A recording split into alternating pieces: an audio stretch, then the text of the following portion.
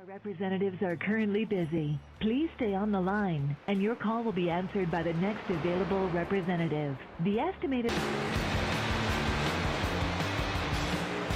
hold time is currently less than 96 minutes.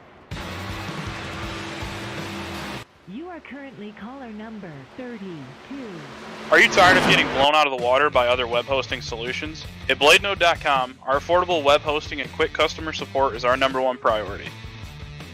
BladeNode Web Hosting was started with a mission to provide premium hosting at half the price as other hosts without sacrificing features, reliability, and 24/7 customer support with a live technician. Join our community today by visiting BladeNode.com and using promo code BLADE10 for 10% off your first package.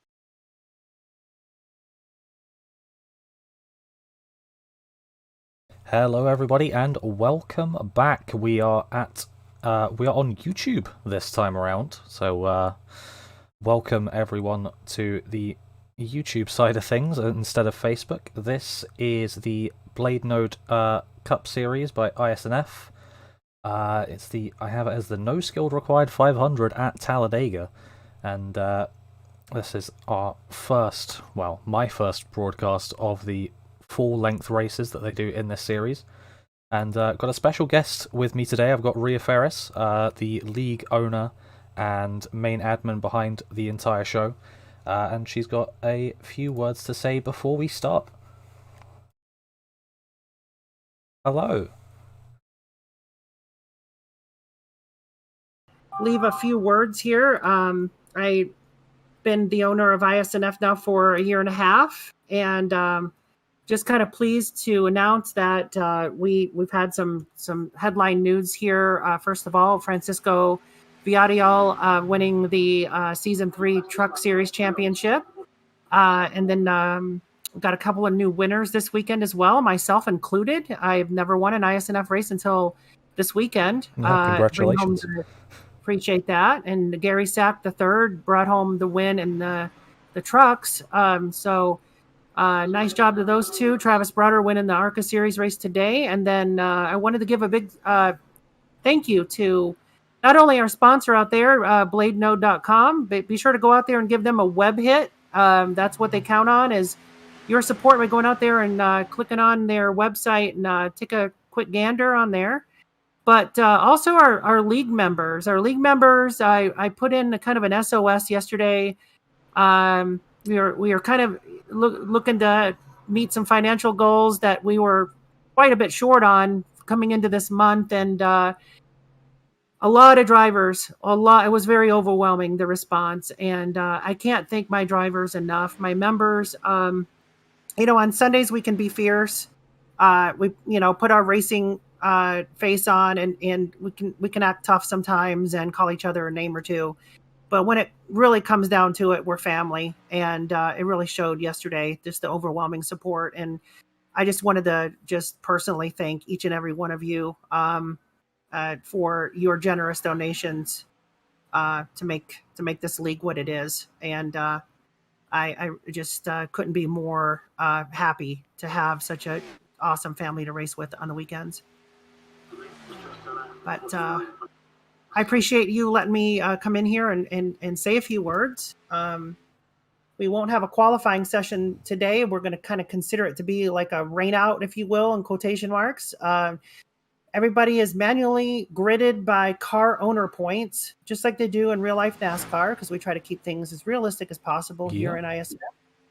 And so that's what we're going to do today, and go from there. So we should be hitting the green here momentarily. 188 laps, 500 miles. So basically, it's going to be a long one out there. A lot of strategy, a lot of team and alliance efforts out there. So I'm looking forward to seeing what everyone can do. Yeah, well, thank you very much. And it looks like we've been joined by Tony as well. That is, all right. That is some great news. So, allegedly, hello, Tony. Yeah, sorry I'm late. The flight got in a little bit late, and traffic was backed up for about 6 miles coming into Talladega today. Sorry about that, boys. And gal. Yeah, that's no problem. Glad to have you now. And Rhea, I think we better let you go and get on with your race, unless you've. Yeah, and I appreciate that very much. I will talk to you guys No worries. at the podium later. Good luck tonight. All right, thank you.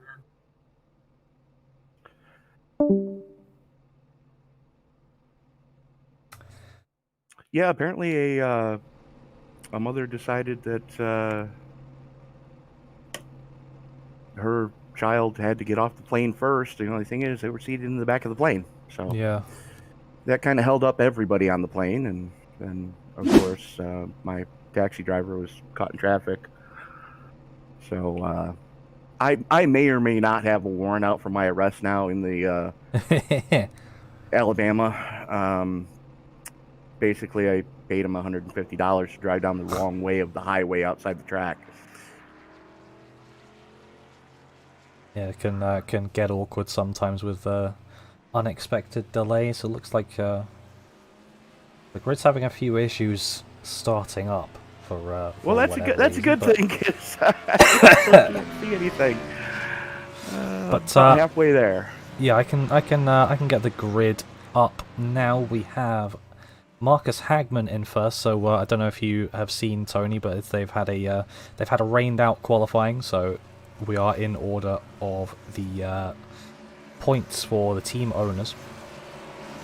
So you're telling me that the world's fastest Swede is going to be starting up on the pole? Absolutely, he is. Nice. And yep. So for some reason, it is not showing their proper teams underneath them. So apologies for that, but they are the real life cars. So you've got knowledge of them. You've got knowledge of what team they're in. Marcus Hagman first, JB Banner is in second, Austin Cook third with Jamie Kerr starting in fourth, Derek Cook in fifth, Tanner Nowell in sixth, Rhea Ferris seventh, Jalen Battle eighth, and I'm not sure how quickly the pace car is going to get off, so I'm just going to run through the rest of this visually. Where are they on track right now? They are coming... Looks like the backstretch. Yep, just coming onto the turn off to the backstretch. I'm not too sure of numbering around here. Yeah, that's 3 and 4. Yep. So it looks like we got 34 drivers. Absolutely. Plan was for 43, but it looks like... Hey, that's still a good size field for Talladega. Yeah. This should be fun. As looks like the pace car getting ready to make that lazy turn onto pit road, as Hagman's going to have the button as they come into the trial. Well, pretty much the only thing that's left to do is wipe the visor, adjust the 5-point safety harness, make sure the steering wheel's on nice and tight, and get ready for 500 miles. Grandpa, trick or treat, it's showtime!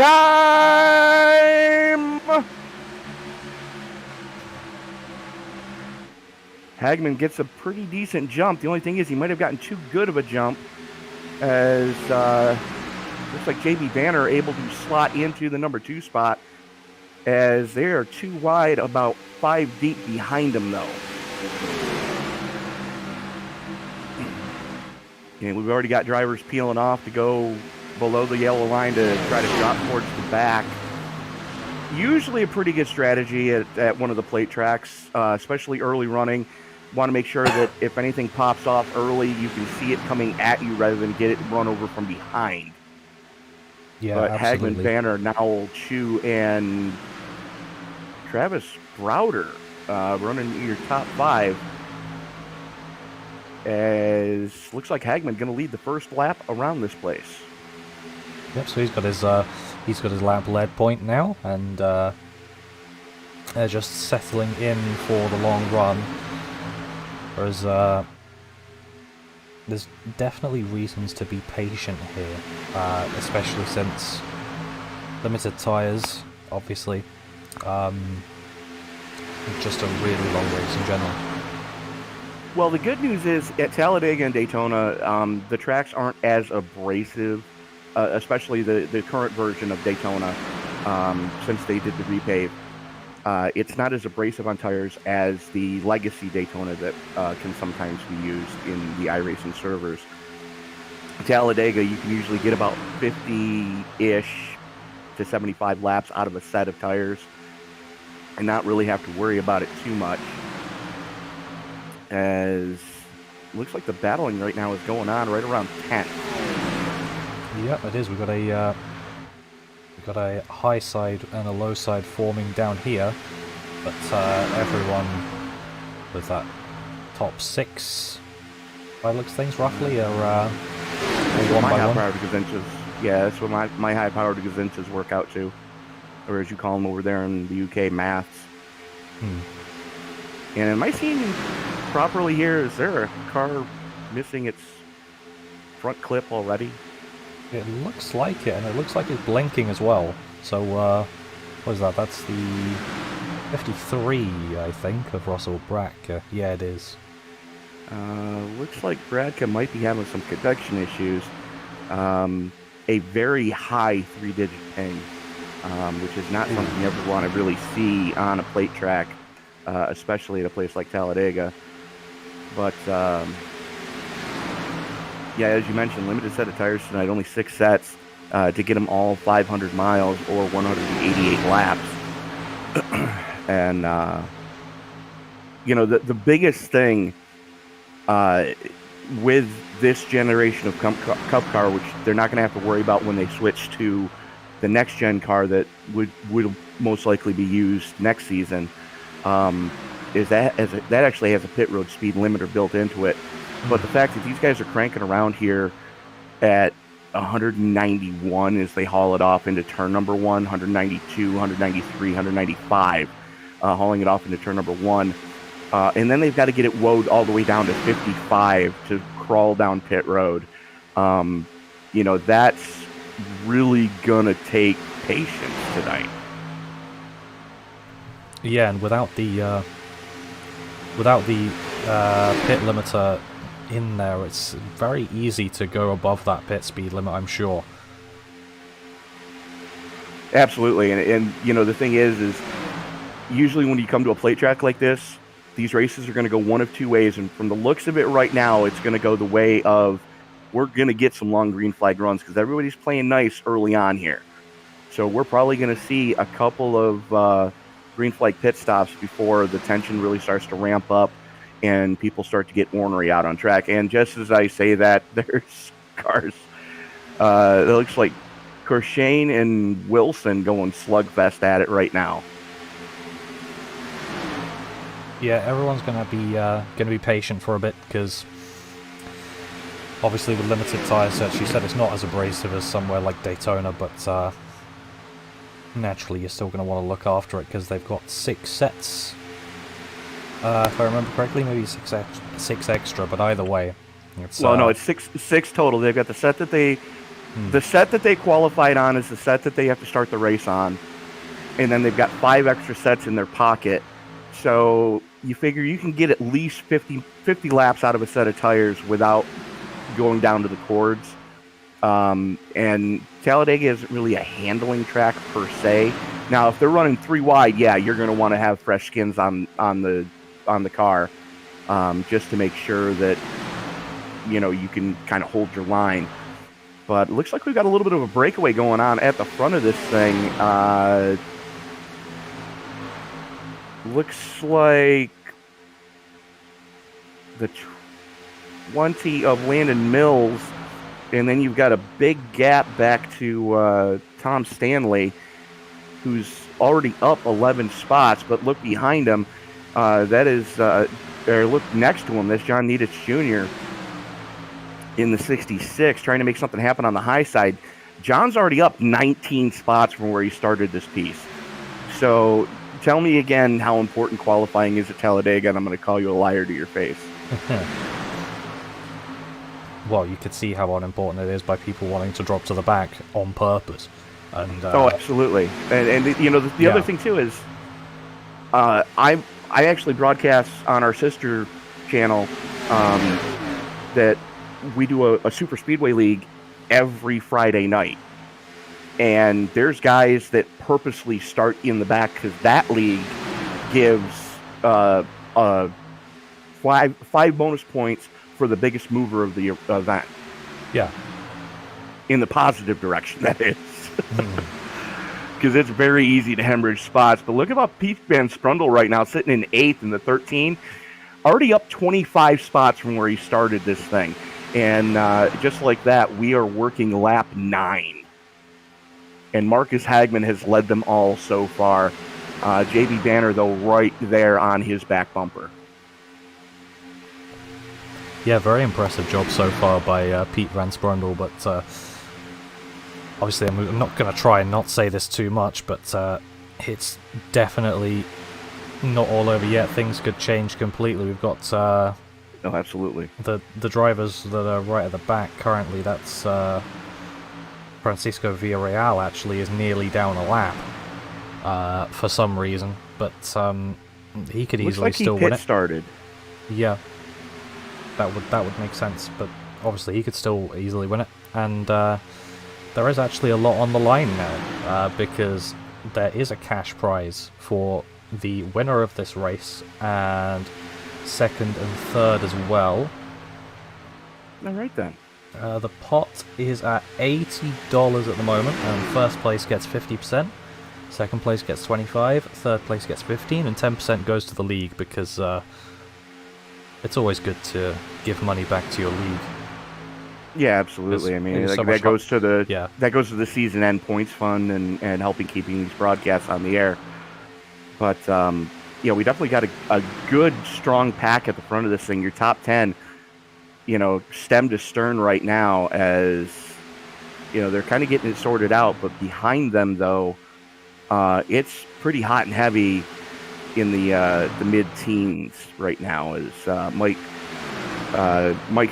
Tom Stanley and Matt Forns going hammer and tongs at it, as Stanley got shuffled out of line in 16th, was able to finally get back in line in front of the 17 of Marshall Harris. As these guys are kind of doing the feeling out stage right now. Just being kind of chill, for lack of a better term. Seeing what they've got in their ride, seeing what the car is going to do in traffic, seeing what it can do if you attempt to go out, and how many people are likely to go with you if you do decide to make a move. Yeah, that's the good thing about these races, is you've got time to plan almost, and see what works, see what doesn't work. Time to decide what you want to do towards the end as well, because obviously it's great if you can make up positions at the start and you know how to do it at the end, even if you don't necessarily need them at the start, because you can just make all your moves with 20 to go, for example. Absolutely. As you were mentioning earlier, Francisco Villarreal right there going a lap down. Now the good news is he's going to be able to tag on to the tail end of this pack, and should, for all intents and purposes, be the free pass car should a caution come out, as he's able to actually slot in right in front of, I believe that was the 20. Yes, it was. Yep. So that's Landon Mills that he slotted in right in front of. But you can see just how quickly he's able to get back up to speed once he's able to get into the draft. And that's the danger you run into at a place like Talladega when you have to pit start. Yes, you're more likely to stay out of the garbage if it pops off on lap 1. But if it doesn't, here we are putting 12 laps in the books, and second place in points is already a lap down. Yeah, it looks like Joey Manis is just about going to be able to tag on to this group as well. So yes. They're growing just by getting those lap cars in. Yeah, absolutely, and the gap is growing too, back to, well, we've got a couple different packs starting to form up. You've got your top 6 of Hagman, Banner, Nowell, Chu, Browder, Battle, all running stem to stern, and then you've got that second group led by Russell Bradka, who looks like he's missing the entirety of the front clip of that Chevy Camaro. and he's got a couple lap cars filtered in with them. Go ahead.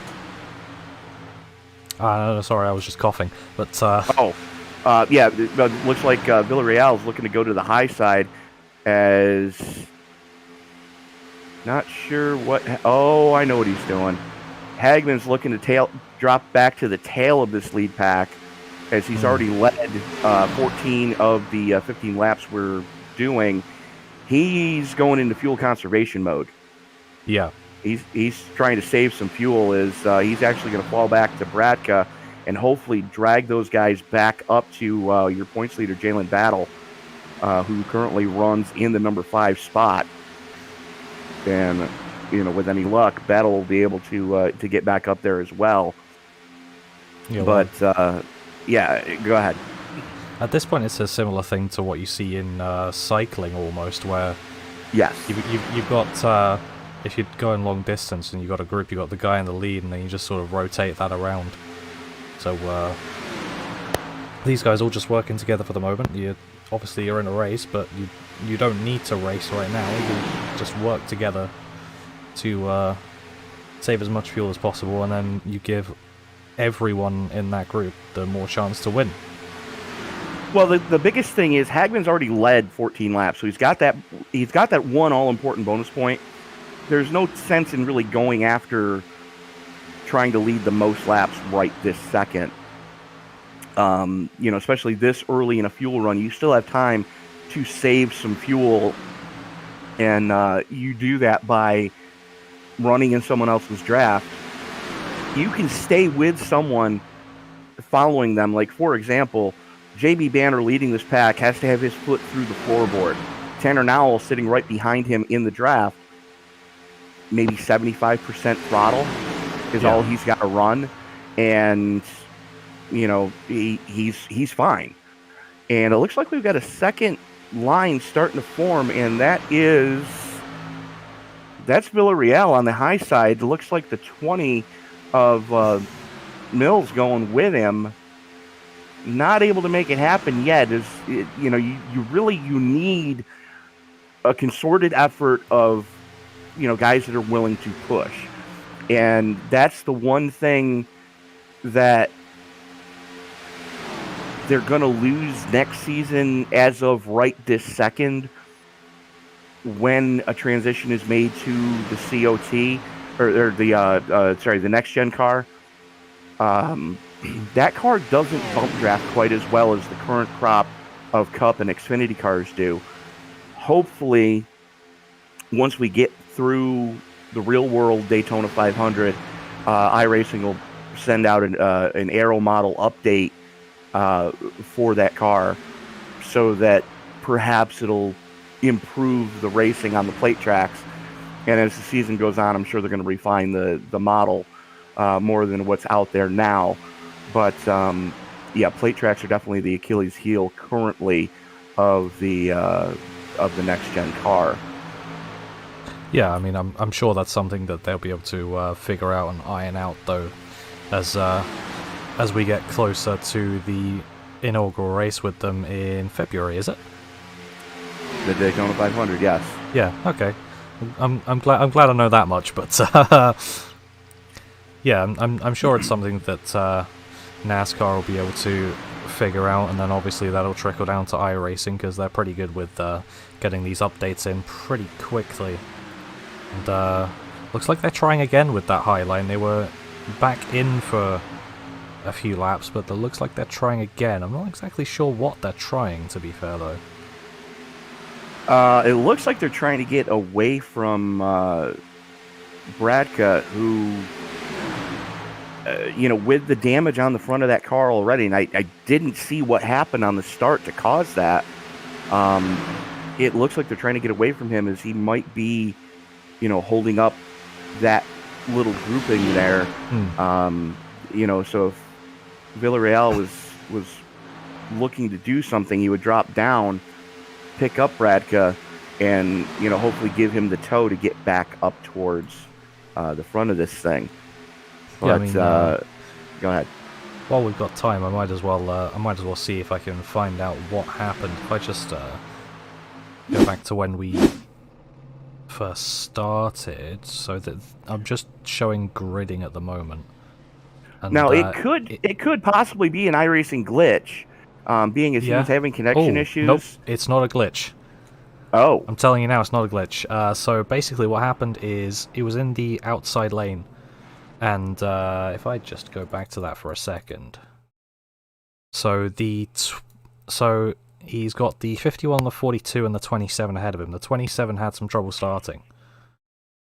And the 42 hit the 27, the 51 hit the 42, and the 53 hit the 51. So that's where that front damage came from. And obviously, Bratka had the hardest hit out of the lot. So well, that'll do it then. That'll do it every time. That is why his nose is gone. But he's basically luckily being carried forward by the rest of these guys. But they've lost a lot of ground to them now, though.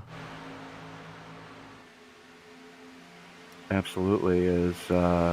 Just out of curiosity, where are we broadcasting on? We are on YouTube. Oh, yes. That would be why I couldn't find it on the Facebook page. There it is. Yep. Would like to welcome. Would like to welcome everybody over to the. Over to the ESBN YouTube channel, and Logan, unfortunately, it's not Frank and Tony, it's Angel and Tony tonight. Frank has, for those of you not familiar with, why you're hearing different voices now, no, that's not Sam, that's actually Angel. And Frank has actually taken a job in a real-world radio station as a producer, so we wish him the best of luck there moving forward. But, yeah, Logan, that's why you're not hearing a lot of familiar voices, and you're going to be hearing more and more new voices as we bring more of the SRM group into the fold here on ESBN. As there has been a merger, and we have been acquired by them. And, you're now hearing this British man on your. Well, they're used to that. On your Sam oval racing. Sam was a Pommy Brit too. He probably knew a bit more than I do, though. I'm still getting into it. Obviously, it's difficult over here. Difficult over here, yeah,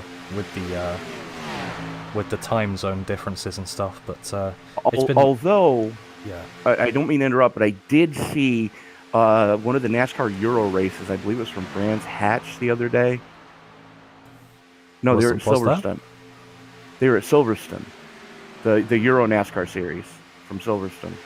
I had not heard of that. They don't advertise it. That's the thing.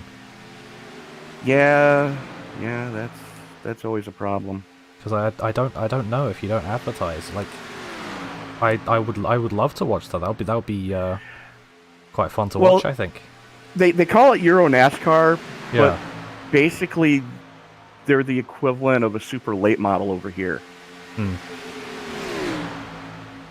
As near as I can figure that, because it's definitely, it's not a Cup car, it's not an Xfinity car.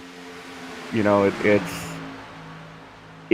has a template body like you would see on a super late model over here in the States, and all of the, everything I can figure out about them.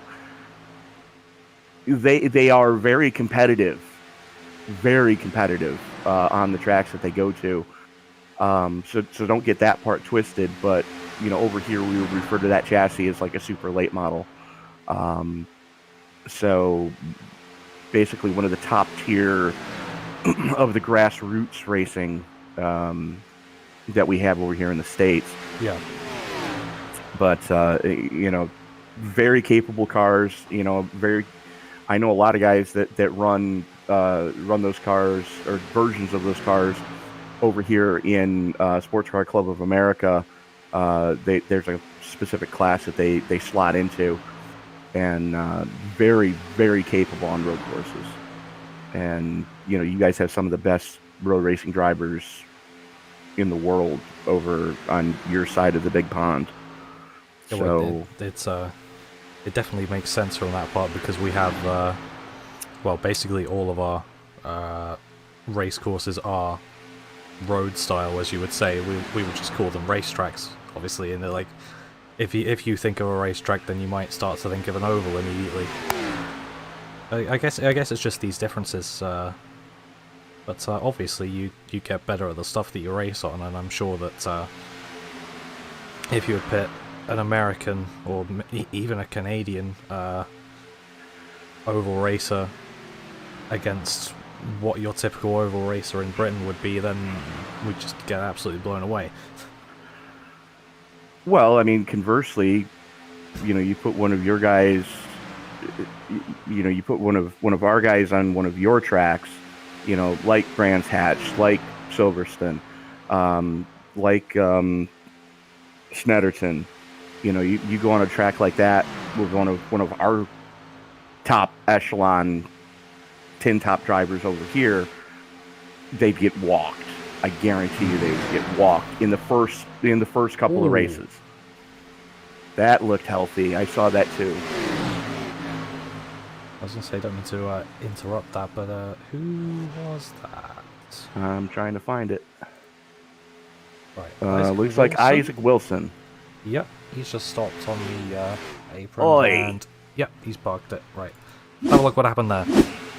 Bang the wall coming. Oh, yep. Bang the wall coming off of 2. Oh no, he got hip checked. Got the old Spanish Archer there. Yeah, who was that? Who was that by? I couldn't quite make it out. Hold on, I can tell you. 47 is that?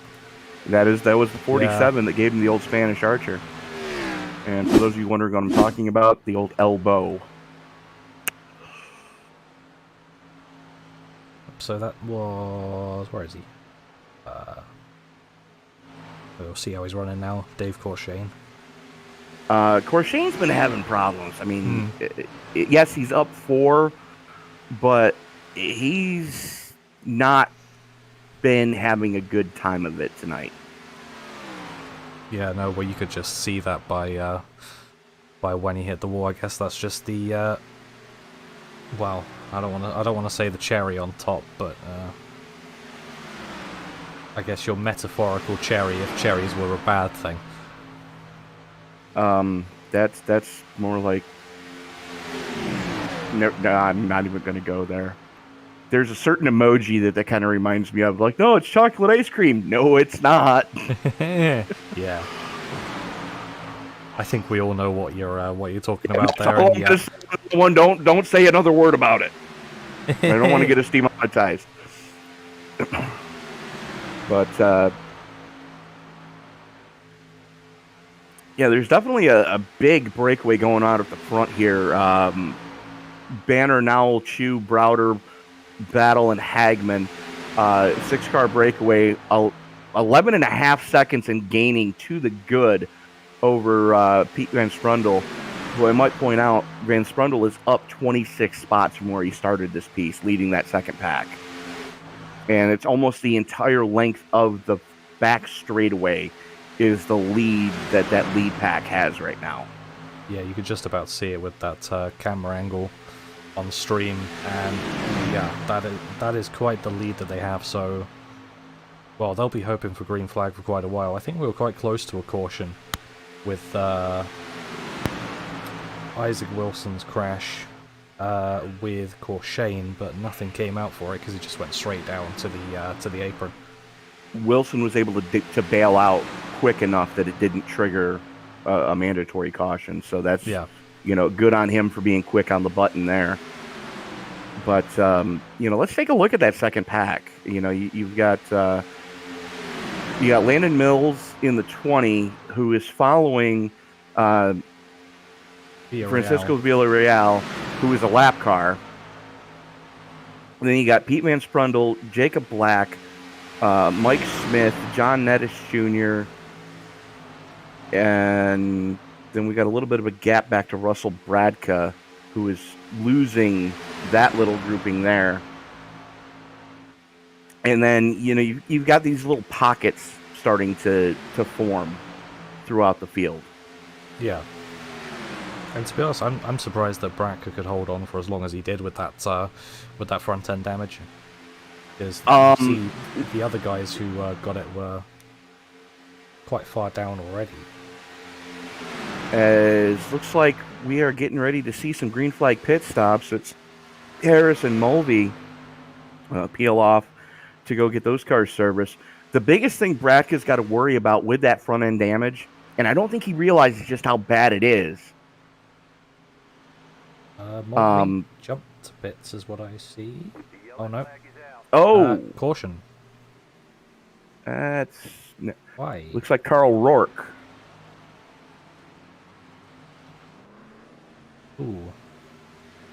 Oi. Rourke was one of them. Let's see what I can find. The Ooh, 16 got turned. So JB Banner got turned, and then he just clobbered Rourke. Rourke absolutely nowhere to go, and that brings out caution 1.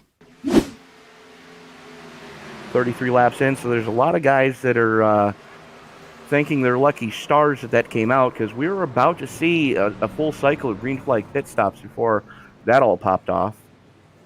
Yeah, Rourke doing some spins and put him basically perfectly facing the pit lane. Unfortunately, the pit entrance was closed at that time, but he still went in it nevertheless. Well, it's better to take the EOL for entering a closed pit than it is to, try to save it and clobber somebody else coming up from behind. Yeah, exactly. So, I mean, he did the right thing there. Absolutely. But, the biggest thing that team's going to have to do is they're going to have to go, yikes. Well, the Jackman's going to have to do cannonballs on the hood of the 16, because JB Banner's car looks like it ran into a light pole. And that being a sheet metal hood, they're going to have one of the bigger guys on the team just do, body slam himself onto the hood to get that thing to close. But getting back to Bratka and now Banner, the biggest thing those two guys are going to have to worry about is getting cool air to those radiators, because those things are so fragile. The radiator ductwork in these cars, all it takes is a bump gone wrong, and you are completely screwed. Well, I guess the lucky thing for these guys is they've got a lot of time to repair, and even then they've got a lot of laps, a really long lap to be able to do it in as well. Right, so while these guys are getting their pit services done, what do you say we step away and hear from a word from our good friends over at Red Cat? I have one lined up for BladeNode, but either way It'll works. work even better. Yeah, exactly. Got to thank our very good friends at BladeNode, BladeNode.com, for all of your web hosting needs. Yeah, we will be back shortly after this break. Representatives are currently busy. Please stay on the line, and your call will be answered by the next available representative. The estimated hold time is currently less than 96 minutes. You are currently caller number 32. Are you tired of getting blown out of the water by other web hosting solutions? At BladeNode.com, our affordable web hosting and quick customer support is our #1 priority. BladeNode Web Hosting was started with a mission to provide premium hosting at half the price as other hosts without sacrificing features, reliability, and 24/7 customer support with a live technician. Join our community today by visiting BladeNode.com and using promo code BLADE10 for 10% off your first package.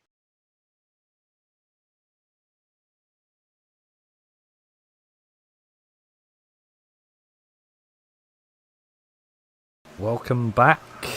We are still under caution, lap 35. Leader change as well. We've got Matt Fawns in the lead, who is 25 spots up. Although it looks like he's just coming into the pits. Fawns stayed out to try to lead a lap. Yeah. Come on, where's my mouse? There it is. And it did work, so we got that all-important bonus point there. Looks like Villarreal was able to get the free pass to get back on the lead lap, though he's going to be at the tail end of the longest line because of that. But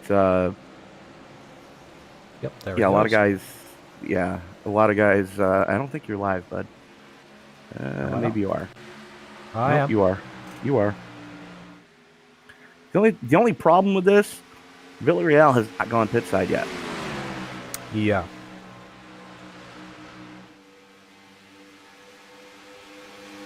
I mean, I guess the green flag pit stops aren't too likely to put you a lap down, depending on how long they take. But obviously you're going to be outside of a group, and then you're going to be 10 miles an hour down at least. Expect to go one lap down. Yeah, that's to get 4 in fuel. Expect to go a lap down. You can sometimes get away with fuel only and be able to sneak it through there. The Real's going down now.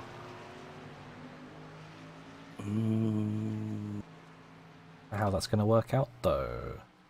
That's a bold move. They are in the middle of the backstretch, so he does have time. But he's going to have to cold trickle the field. And for those of you who get that reference, go ahead and let us know in the live chat if you understand where that reference came from. I sure don't. They are. I'm just hearing the. They extended the caution. Yeah, iRacing message for an extended caution. So Villarreal did take 4 and fuel.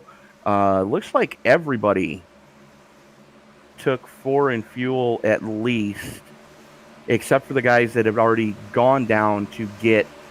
They had already been down pit road to get their services done. They just came on to just pack it full of fuel before we went back to green flag racing. Yeah, might as well. And yeah, it looks like Bradka has not been made aware that he's missing the nose on his car.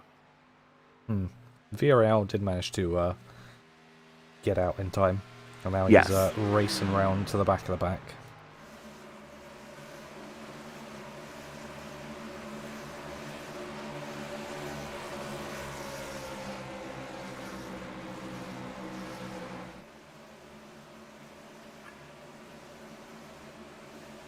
So Tanner Knoll going to have the button when we go back to green flag action. Brian Chu going to be starting to his outside. Marcus Hagman, Jalen Battle, Pete Van Sprundle, Travis Browder, Mike Smith, Jacob Black, Sam Perry, and John Nedich Jr. going to be rounding out your top 10. When we go back to green flag action, working currently lap 37 under caution right now. 188 the scheduled distance here tonight.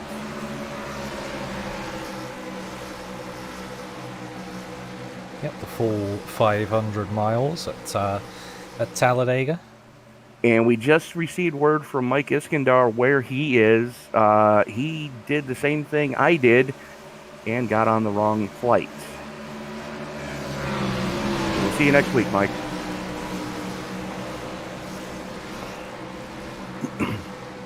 I think out of anyone, I'd be able to excuse myself with that one because my time zone's changed. Oh, that's right. You guys. Yours hasn't changed yet. Yeah, we don't change till next week. Yeah. The whole,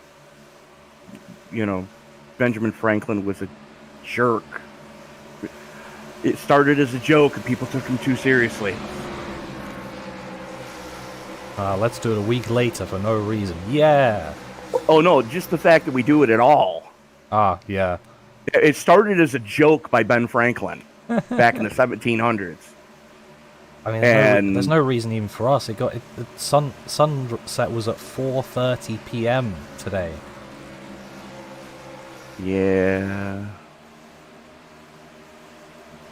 Either way, we are coming now back to green flag running. The pace car is back into the pits. Tanner now will go at some point. Very soon. He's getting into the restart zone now. There's the first line. There's the second line. Green flag's in the air, and we are back underway. There's it officially NASCAR uses, if you look just before the start-finish line, there's 2 marks on the wall that the leader can pull the trigger anytime in that restart zone. By the time the leader exits that restart zone, the entire car is out of that restart zone. The green flag's in the air, so it doesn't matter. But there's 2 red stripes on the outside wall, so you can always tell when the green flag is actually going to come out, provided the leader doesn't pull the trigger early, which it's suicide if you do it at a place like Talladega, because you get that lead built up. Somebody behind you is going to get a run because you're punching such a big hole in the air. As we are 2 wide, 3 deep at the front of this piece. That's Chu and Battle working the high line right now. Noel and Hagman on the inside lane, as they're starting to get kind of single filed out at the front of this thing again. Yeah, we've already got starting to work it out. We've already got a big gap forming. Looks like top 12, and then you're a second and a half back to that second group. Looks like currently being led by Rhea Ferris. Yep, Rhea Ferris, who we heard from at the start of this race, the league owner, main admin, and the person who does all of the work coming into this. So chief cook and bottle washer. Yeah, we can't thank her enough for putting this show on, because basically it's the entire reason we're here. Absolutely. But the good news is, with those guys running 2 wide in front of her, she's starting to reel them in. Yeah, they're not working together as efficiently as they could, and that's definitely a help. Oh! That was Battle! Oh, that'll help as well for her, but looks like luckily no one else got involved in that, but what the heck happened? To see what? Did he just get turned? That's what it looked like. Yeah, it looked like... Oh, yeah! The 49. 49 went into the right rear quarter panel of that car, and just up the track she went. Yeah, just came straight down into him. Yeah, that was definitely a side draft gone wrong. Yeah.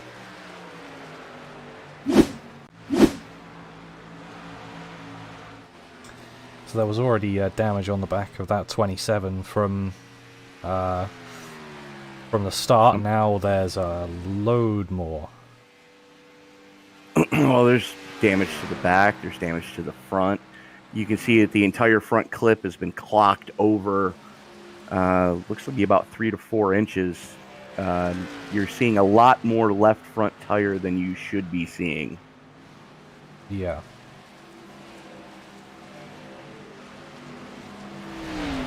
Well then, that brings out our second caution of the night.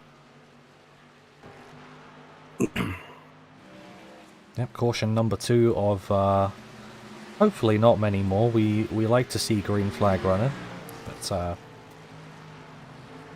at this point, is it just best for these guys to pit again? Maybe not take tires because you don't necessarily need to, but at least stop it off with fuel. Yeah, I would definitely. Yeah. I would absolutely take fuel at this point. Oh no. Please tell me.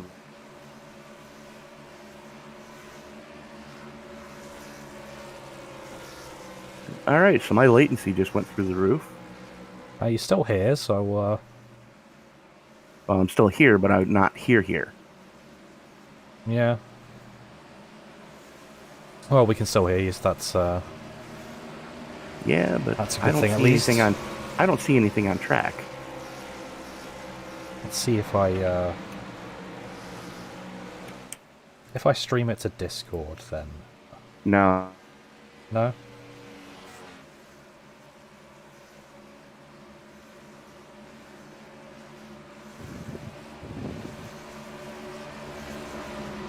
Welcome to Sundays in Central New York.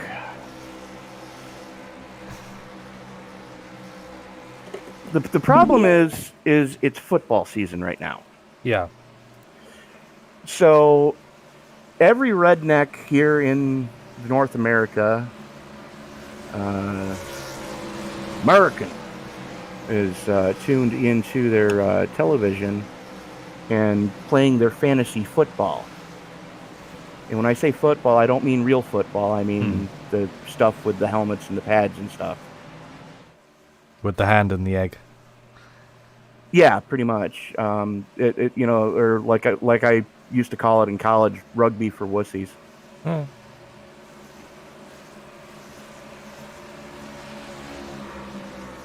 Yeah, although it is, I do have to say I'm one of those Europeans who thinks it is very much so a different thing.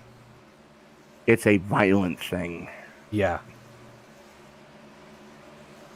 But then again, so's rugby.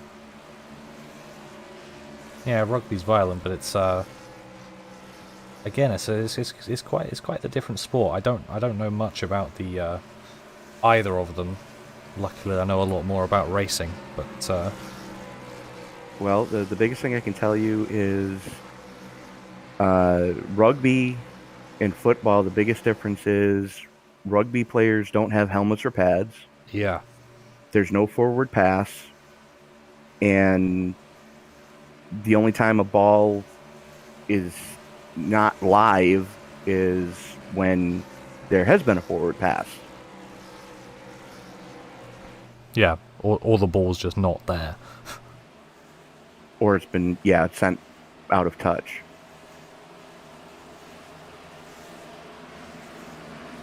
Too much stoppage in football for my liking. That's why I prefer my racing, my rugby, and my real football. Yeah, no one likes their sports to stop, especially when it's for an ad break. Like, come on.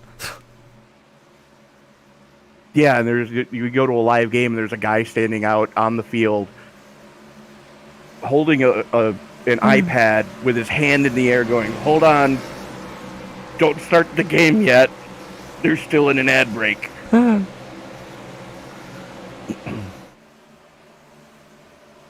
Well, you got to make your money somehow. Do it like they do in, the football that you guys have over there, the football, or as we call it over here, soccer. Put sponsorships on the jerseys. Yeah. And on the side of the pitch itself. Does work. Yeah. The only time they do that over here is for bowl games. In college. Yeah, well, you got the concept in racing as well. You got the ads on the liveries. You see some of the ads on the side of the on the side of the track, on the safer barriers. Absolutely. I am all for that if it speeds the game up and makes it a little more exciting. One of the reasons why I like hockey. That, and you can actually throw hands in hockey, and yeah, the worst that's going to happen to you is 5 minutes in the penalty box. Anyways, enough babbling. As pace car makes that lazy left turn onto pit road yet again. Now in the 22, going to have the button one more time. This time Hagman going to be restarting to his outside. I still can't get over Pete Van Sprundle in the 13, though. Up 30 spots from where he started this piece. Good on you, sir. As the field coming out of the restart zone, green flag in the air, and we are back underway. 43 laps in the books. Looks like Hagman got a much better start this time around than the guy on the top lane did last time, but he's got no support with him, so he's just going to be going backwards anyway. Yeah, Brian Chu immediately just bailed on Hagman and left him hanging out to dry. But the cavalry is coming, and that is in the form of Mike Smith in the 24, trying to make something happen on the high line as Smith bails out now too. Awesome. So that leaves none of them Hagman finally able to shuffle back in line. Got a little bit of a gap forming back to the 48 of Treadwell, and another second and a half back to the 33 of Cook to round out your top 10. Sorry, I was looking at the wrong column. But, field's starting to get a little strung out. But down in that mid-pack, good grief. 2 and 3 wide at some points. Looks like that is 17th spot to the 41 of Derek Cook. And they're running 2 wide behind him. Yeah, they're battling hours. Ooh. You saw the cars all over the track. What is this? Yeah, something just went haywire with Hagman.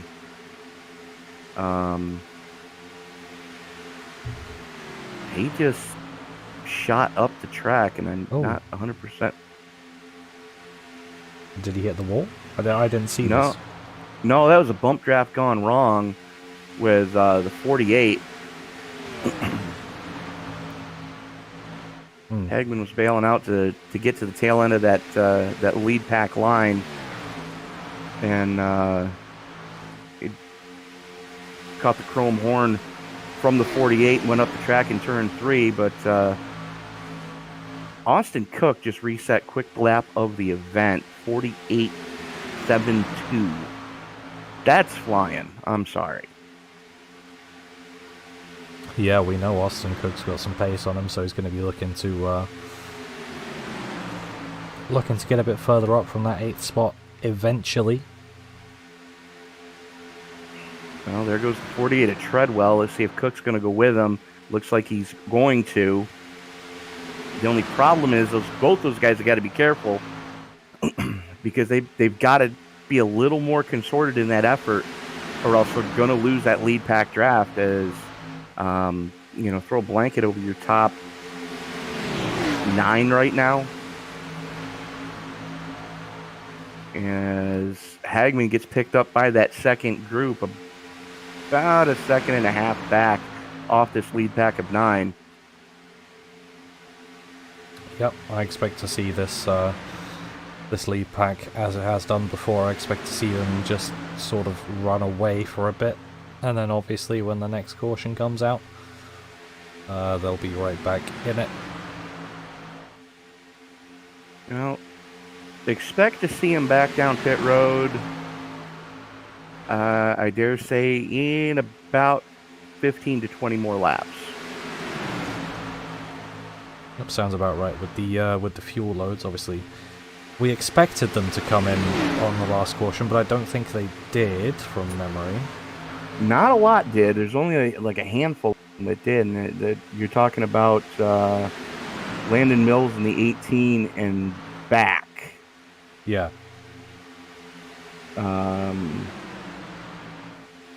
So a little bit of fuel strategery starting to rear its head as Tanner Knoll continues to show the way in the double deuce.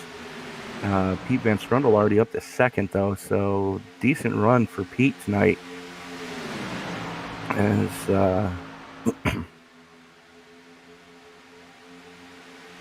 at some point, Tanner's going to want to try and drop back to the end of this pack, surely. And at some point, Francisco Villarreal has gone a lap down again. Yep, he has. He's that's 2 down now, isn't it? Well, no, he got the 1 lap back. It shows. No, he is 2 laps down. Shows me he's on lap. He's completed 46 and a bit, coming to 47 laps now. Yeah, no idea what 49. happened there. But this is definitely not the points night he was going to be hoping for.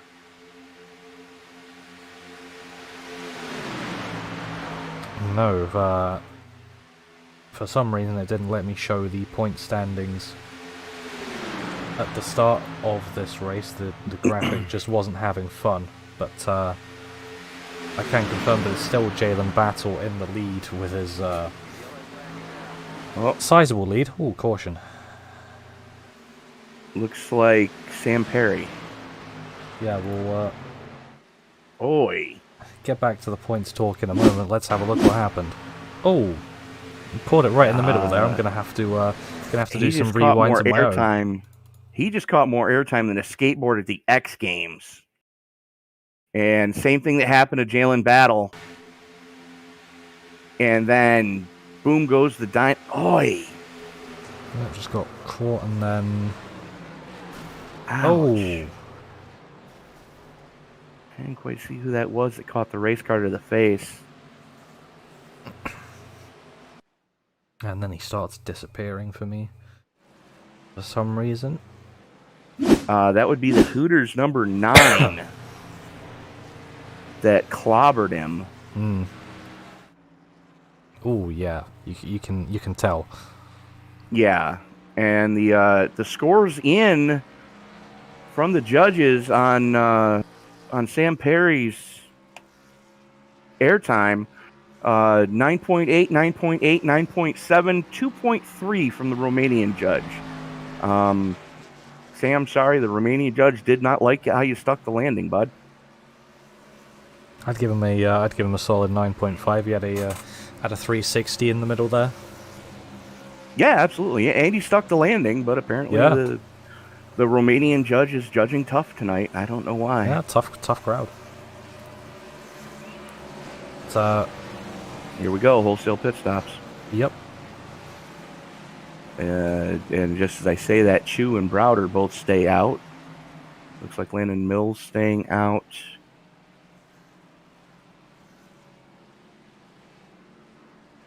Suffolk staying out. I think this caution will allow us to talk about the point standings a bit. Yes. Let's do that. So I have them up. Unfortunately, the graphic was not working. But I do have them up. Jalen Battle in the lead on 1,818 points, 18-18, with a sizable gap is an understatement to Francisco Villarreal. 263 points back to Villarreal. Yeah. And then you're less than a race out behind them. Derek Cook currently sitting in third at 1471. Marcus Hagman at 1411. JB Banner rounding out your top 5 at 1407. Then you got a little bit of a jump back to Rhea Ferris in 6th, Austin Cook in 7th, John Hopley, Brian Chu, and James Kerr rounding out your top 10. Yeah. So it's yeah, Battle still has that massive lead, it's fair to say. Yeah. Somehow he's in 5th right now.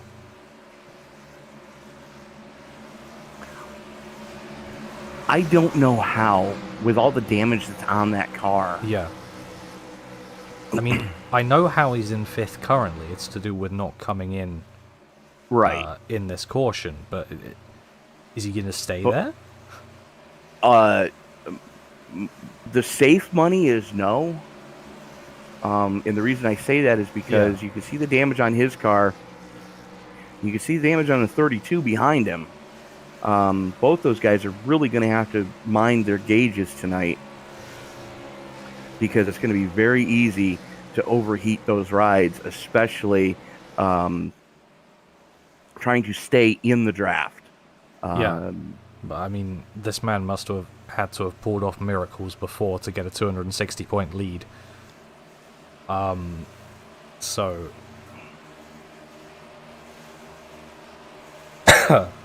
my apologies.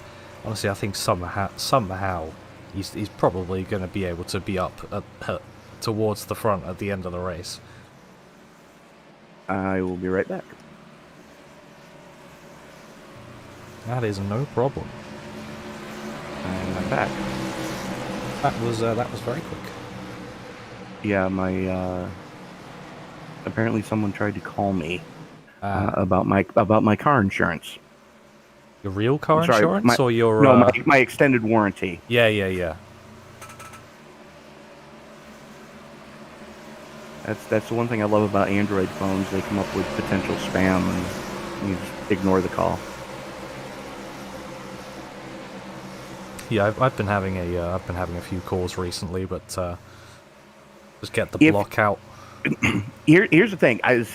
I have found a way to troll those companies. Yeah, see, there's an issue with that over here.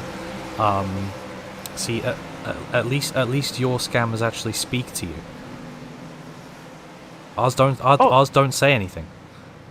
Oh yeah, no, they call and say, to speak to one of our agents, press 1. So you press 1, and then you tell them you drive a 1957 Buick Special. I'm sorry, do you have anything newer?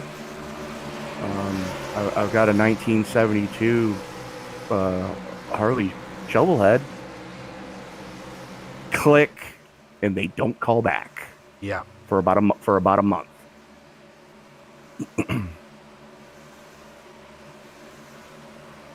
So, little tip to our viewers out there: if you get one of those robocalls for your extended warranty on your motor vehicle, just come up with the most ridiculous vehicle you can think of, and make sure it's like 40 or more years old.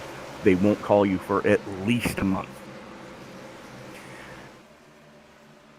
Pace car is in. Brian Chu has the button as the field works its way into the restart zone. Out of the restart zone they go, and there's the flag as Chu pulls the trigger.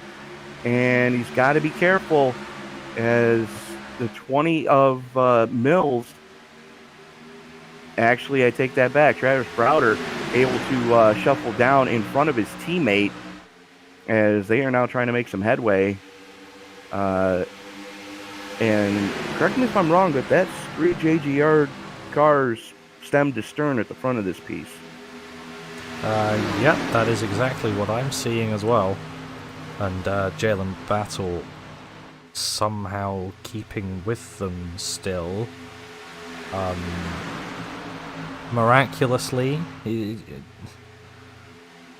Nothing short of a miracle, yeah. Yeah, we'll see in a few laps, but it looks fairly steady there.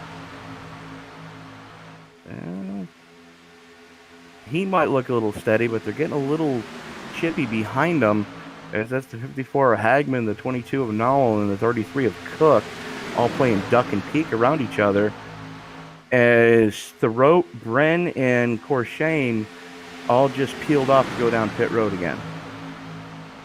Yeah, that's unfortunate right after a caution to pit down, but I guess they would have thought of that and would have pitted in the caution if they wanted to. Absolutely. We've got a little bit bigger of a pack right now forming up, as it looks like the gap is starting to form right now between 15th and 16th. It's Brian Treadwell in the 48, Thomas Stanley in the 21. Stanley's starting to lose pace just a little bit, as a little bit of shuffling going on right around, looks like 10th position between Jake Black and Mike Smith. And don't look now, but there is the 53 of Russell Bradka as well. Still missing the front clip on that car. Yeah, he still doesn't have his front end, but he's still here. And if there's one way to get cool air over your radiator, then I guess that's it. You're not going to have any aero, but don't have a front end, then you're not going to worry about cooling. Yes and no, because there's a mesh piece that goes over the radiator opening when the body panel is there.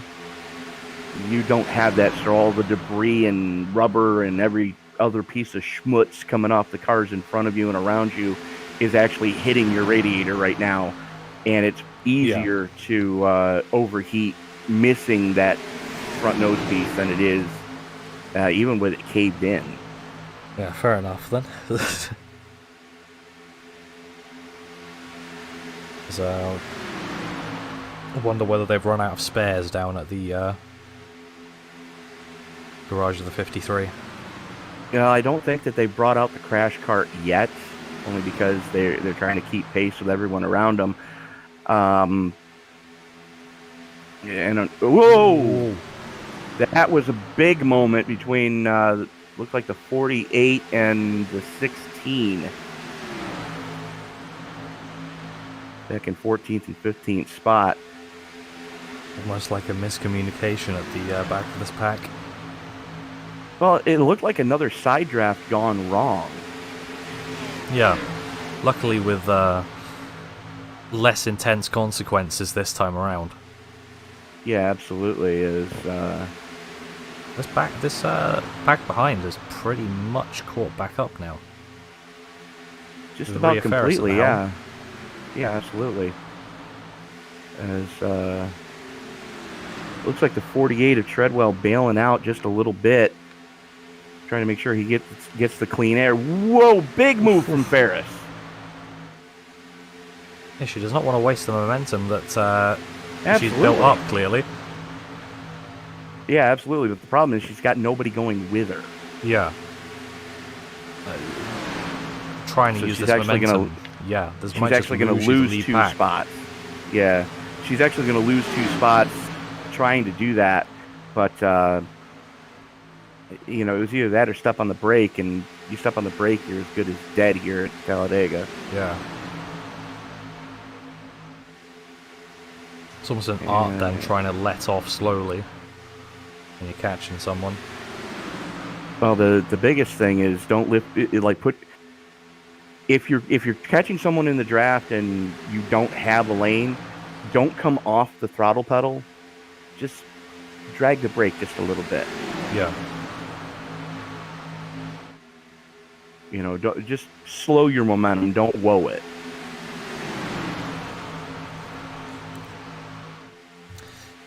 Yeah, so looks like there's still a car not quite in line. There are 2 of them now. Who have we got up there? That's the 00 and the 34, so that's Mulvey and Johnny Castle. Yeah. Those 2 guys trying to get that figured out. As Mulvey able to slot in between Banner and Ferris. Castle going to slot in between Ferris and Cook. And just as I say that, Castle swings out to go to the high side. The only problem is nobody's going with the 34. Yeah, at this point it's even though we've been going for about an hour and a bit, it's still a case of keep in line almost, work together for now. Here's the thing: is you take a look at the lap count.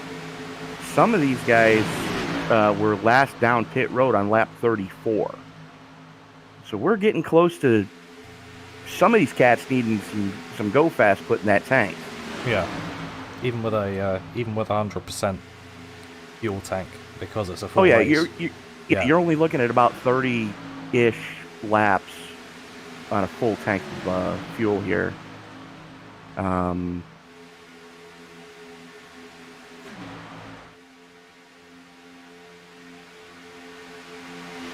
But the fact that everybody's starting to get single filed out, that's a tattletale on a plate track that they're getting ready for green flag pit stops, and you're trying to figure out who's going with you. Well, that's the thing. I guess it's communication is key here now, and these 3 guys at the front being in the same team, that's really going to help them, because then they can communicate when they're going to be going down, and hopefully all go together. Right, but the thing is, they're going to have to make that intention crystal clear to those behind them, because it's so easy to get run flat over from behind. As looks like Chu and Browder, Chu and Browder going to swap spots there to kind of help the fuel mileage a little bit. Time for Travis Browder to get that all-important bonus point for leading the lap here tonight. Yeah, I guess that's the really good thing with having your teammates around you at the front. Yeah. One thing I'm surprised about, Jalen Battle here is just right on the back of Landon Mills. He kind of doesn't have a choice at this point. Yeah, but I'm surprised he's still there. Right, but with as damaged as the front of that car is, if he sneezes wrong behind the wheel of that car, he's going to lose that draft. So he's got to stay sucked up. You see him peek out just ever so slightly there going into the corner, trying to get you a little bit of cool air going to the radiator. And it's an art form to try to keep these engines cool, especially in the draft and the way that the draft works here with this car. You can see him about a quarter of a car inside or outside of the car in front of him, just to try to get just that little bit of clean air. Yeah, I was still just more surprised with the damage I was able to keep up, but luckily not affecting him too much by the looks of things. And we've got a bit of a high side forming at the back of this pack. Yeah, but they're not as organized as they could be. Yeah, headed by Sutphin, although the 38 has bailed out of that one now. Let's see a lap car of Bob Wyckoff. Oi! Ooh. That could have ended poorly. Yeah, who was that? Was Tanner Knoll and Austin Cook. Yeah, Cook trying to join the movement. Now joining it successfully, but Cook still relegated to the low side. It looks like this high side's actually got some momentum going. They're making it work. Well, Cook originally jumped up there to try to pick up the push from the 13.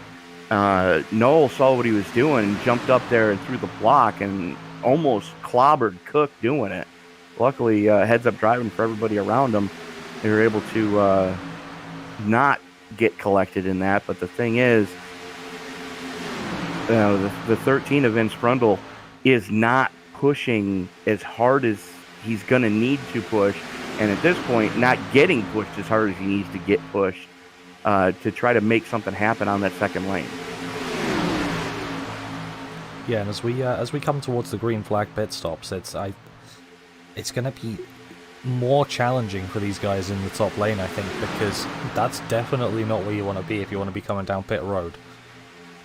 Especially if there's cars on your inside and you're just stuck up at the top and you're going, what do I do now? Well, that's one of the reasons why I said that's the tattletale of we're getting ready for green flag pit stops. When they get single file like they were a couple laps ago, that's usually the tattletale.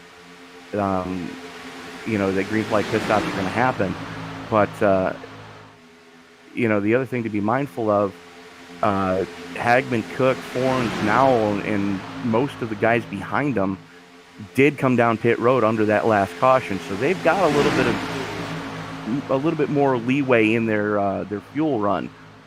But we're getting to that point where, Browder, Chu, Mills, those guys are going to need to come down pit road here relatively soon. Yeah, and we will, I'm sure we'll see soon when they do that, because,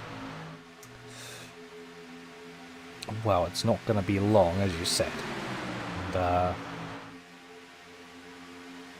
I'm just interested to see exactly when and how many are going to go with them, because if the guys around them have saved fuel better, then I guess if you got a bigger group going a lap later, let's say, then you're screwed. Yeah, exactly. But you take a look at Browder and Chu. They were last down on 34. Landon Mills, Jalen Battle down on 41. And just about the rest of the field came down under that last caution to at least get fuel. Yeah, no, I'm surprised these top three have Browder and Chu leading them, rather than them just... oh no, Mills is 34 as well for me. I got him at 41. Okay, well, either way... 41 in fuel only. Yeah, Mills hasn't been leading either way, so... Right. He's probably got more fuel than the two guys up front anyway, so I don't see why he isn't leading. Well, he soon will be.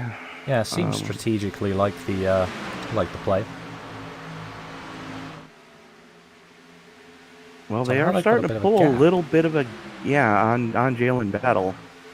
I wonder then if Battle had a bit of an issue where he's had to let off, because maybe his radiator temps were getting a bit high. That's, I mean, there's a definite possibility there.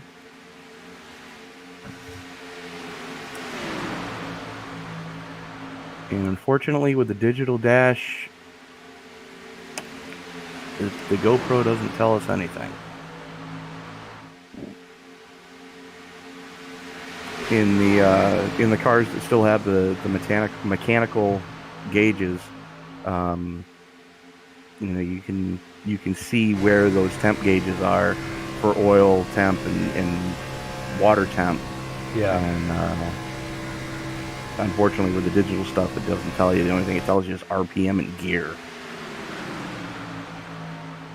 It would be good to know what his temps are looking like, but if we can't have that info, then we can't have that info. We just got to guess. But he's right back on the back of them now, so.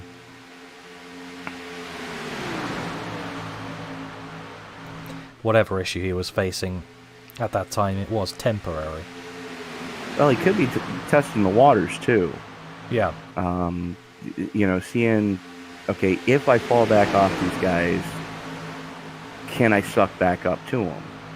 Well, so far the answer is yes. Which is definitely a good sign for the amount of damage he's got. Oh, yeah. Yeah, absolutely. A little bit of gap starting to form between 13th and 14th. That's Cody Sutphin and Damian Mulvey. Just a little bit of a gap starting to form there, ever so slightly, between those guys. Yeah, Mulvey's pretty alone there. Yeah. Oh, not Mulvey. No, Mulvey's in this pack. Shows me. I clicked wrong. Yes, Rhea Ferris. That's Yeah. Rhea Ferris. Yeah, she's very alone. I don't know whether she's in draft range. She's not, is she? No, 4/10. Yeah. Nowhere near them. And you can see, she's about 10 miles an hour down on this front back, so then straight back to the guys behind, I'm afraid. I'm still shocked that, Browder and Chu have stayed out as long as they have. Yeah. Obviously the cautions have helped, but clearly their fuel management has been really good somehow. You're looking almost 40 laps. And both of them have led part of those laps. Yeah. So, I mean, just the fact that, they've been able to stay out this long and not had to, not had those cars run completely bingo on fuel is just difficult for me to wrap my head around at this point. Yeah, with every lap that goes past, we're just up in the commentary booth, we're just thinking, soon? Is this when they're going to pit? Well, surely within the next 5. Yeah. But, then again, we saw that happen. I believe it was it Friday? No, it wasn't this past Friday. It was the previous Friday in the Super Speedway League that we broadcast here on ESBN. Oh, here we go. And they're just like that. Oh, issues, Bracker. Yes. Yeah. That's not good. The camera I chose choosing to censor that. TV1. Yeah, TV2 was choosing to censor a bit of that. He got punted by the 13. Yeah. I don't have anything on that. I need to try and find the replay for that, because that's an interesting one. Yeah, just slowing down up on the track. He bumped right into the 11, so that's a bit of rear damage on the 11 for his trouble. Well, Bradke got punted. Yeah. No doubt about that. Oh, yeah. But getting back to what I was starting to say before these guys peeled off, we saw a plate track come down to a fuel mileage race and guys ran out. No, it was Monday night. I'm sorry. Last Monday during the Rowdy Energy Cup Series. It came down to a fuel mileage race. Guys ran out either in the last corner or going into one after taking the checker. Yeah. I'm like, oh, that's not good. But the good news is we do stay green. That hands the lead of the race over 3 of Austin Cook. Taryn Owl and the Double Deuce currently sitting in the number 2 spot as those 2 Fords starting to work well together. Yeah, I was just having a look at how the guys that pitted came out. Obviously, Brian Chu is now quite a bit behind them because he was just sat there to fix the damage that he just got. Looks like everybody took 4 in fuel. Yeah. Landon Mills, Jalen Battle, and Travis Browder are all in a group there with... they've managed to pick up Francisco Villarreal as well. So, at least one extra driver on those. But they are being reeled in. Right. As... like something just went a lap down.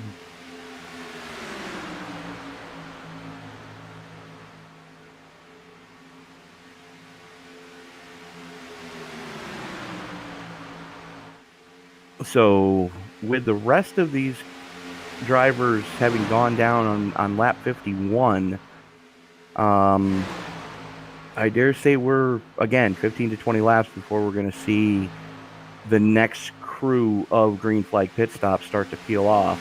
Yep. And then we're going to see just how much time that the guys that have just pitted will have lost. Because if this front group is organised enough, then they can definitely lose a lot of time. Well, I mean, it like the old saying goes. I mean, it's not how fast you are; it's how fast you are working with others at a plate track. Because if you don't have any friends out there, you're screwed, and not in a good way.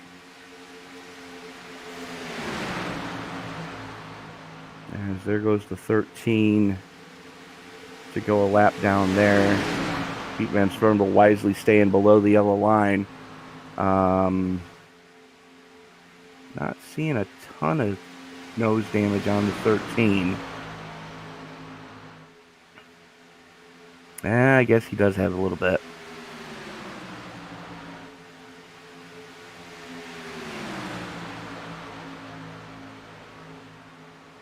So Cook, Nowell, Hagman, Forns, Black, Mulvey, Castle, Smith, Banner, and Treadwell rounding out your top 10. Leah Ferris, Jamie Kerr, Derek Cook, Landon Mills, Jalen Battle, and Travis Browder. The last car being scored on the lead lap in 16th right now, as we are still waiting for this lead group to come in. So basically, from everybody in front of Landon Mills still has to come down for the next pit stop. Yep. I will keep you focused on Tanner Nowell here, but I'm afraid I'm going to have to take a little break, but I'll be back in a couple minutes. Yeah, absolutely. Nowell currently running in second place. That the lead group, though, pretty organized right now. The lead group of 7. Just a little bit of a gap back to the 00. Damian Mulvey and Johnny Castle, as they are the last 2, but shouldn't be too difficult for them to tag on to this lead pack in front of them. So Matt Forns up 22, Jacob Black in the 49, currently up 23. Same goes for Damian Mulvey in the 00. Those 3 right now are your biggest movers currently. As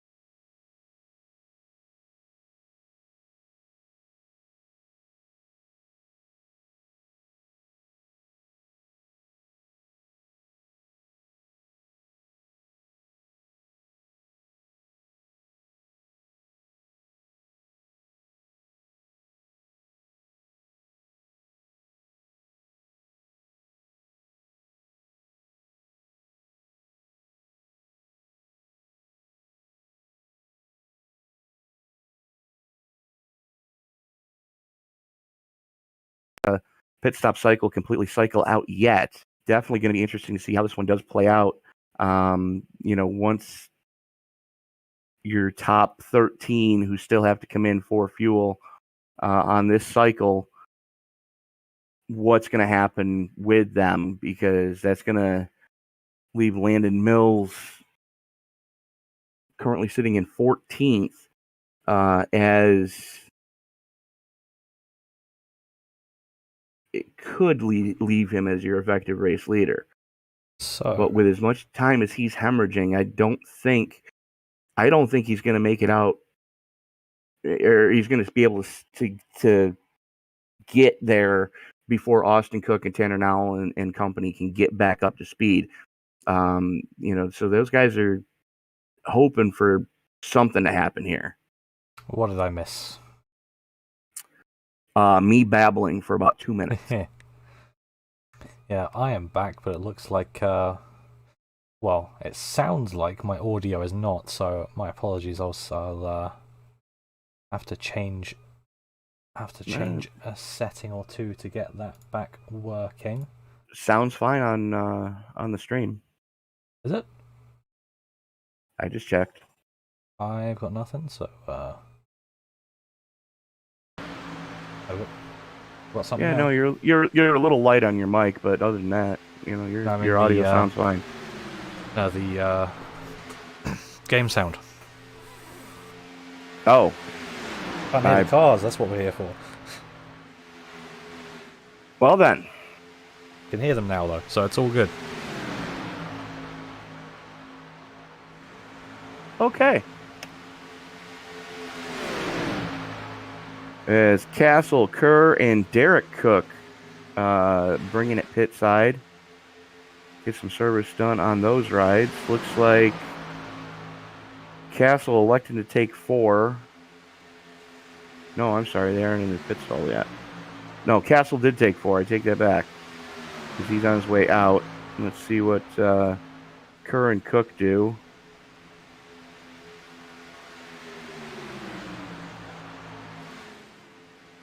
Mulvey and the 00 electing to peel off. So it's getting near time.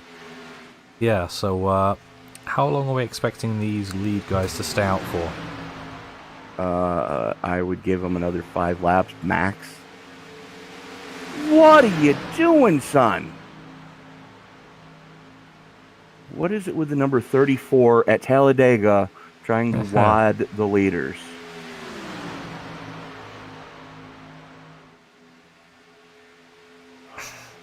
Don't let Kevin LePage be your spirit guide.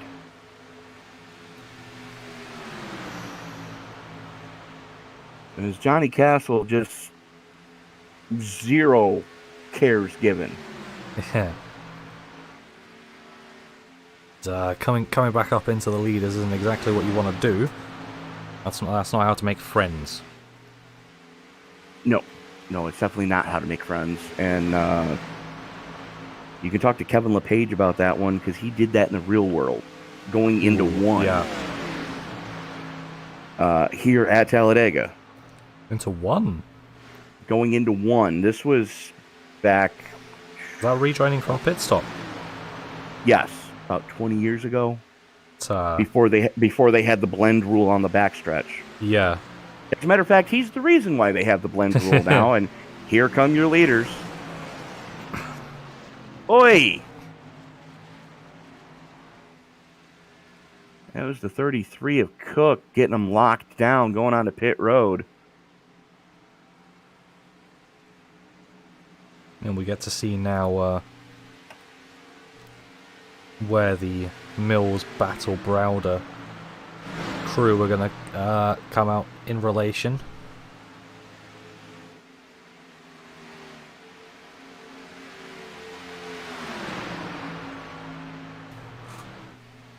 Although if Austin Cook didn't want to change tires, he had to after that pit entry. Yeah. Complete flat spotted the rear tires on that Miller Genuine Draft Chevy Camaro.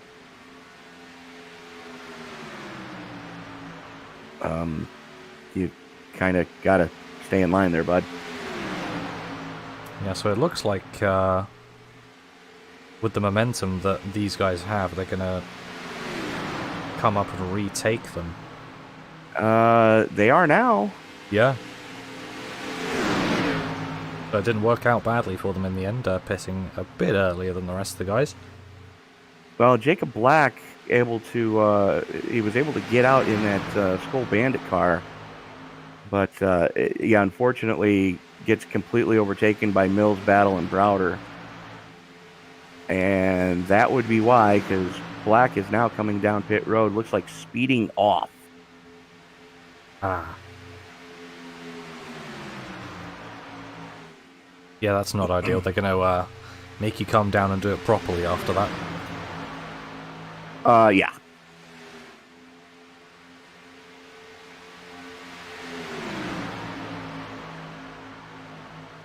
Because I think that's the punishment that makes the most sense in these situations. If you get something wrong, just make them do it again correctly. Well, that's usually what they end up doing, but right now,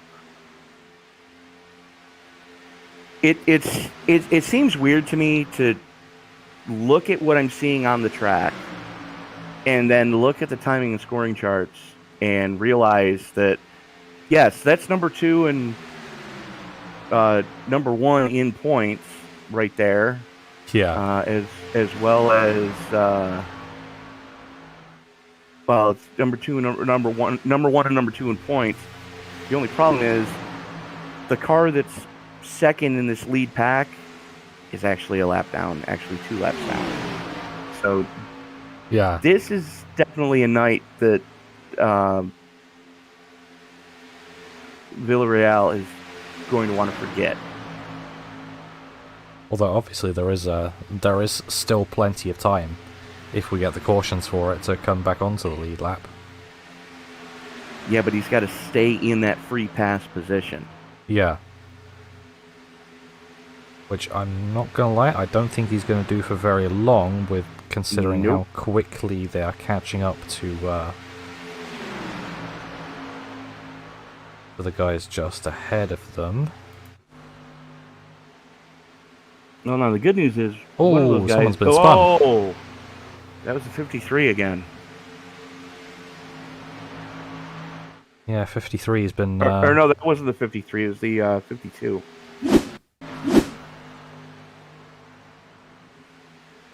That's the second time he's been put down into that wall. Ooh. Yeah.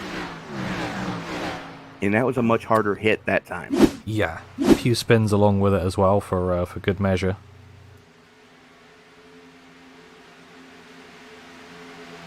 Yeah.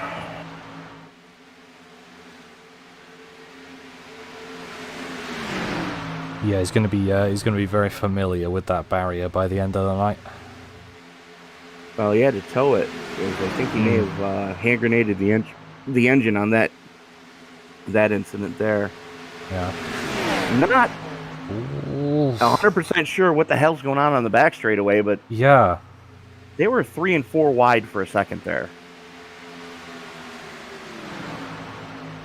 Yeah, I didn't know what was going on either, but in the middle of that, it looks like Landon Mills pulled out a bit and is now making Francisco Villarreal do the work at the front.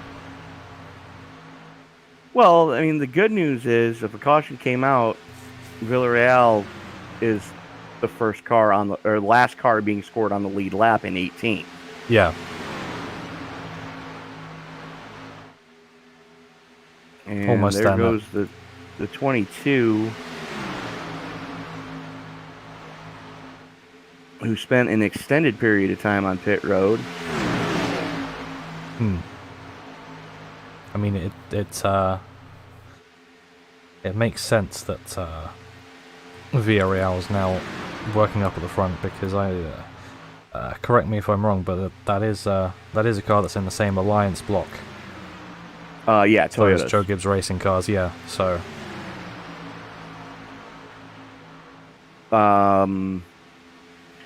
Well, yeah, Alliance. Denny Hamlin owns part of the team with Michael Jordan in the real world. Yeah. and Denny Hamlin drives the 11 for Joe Gibbs Racing in the world, so they get their cars and engines and technology from JGR. So yeah, that's an alliance move right there.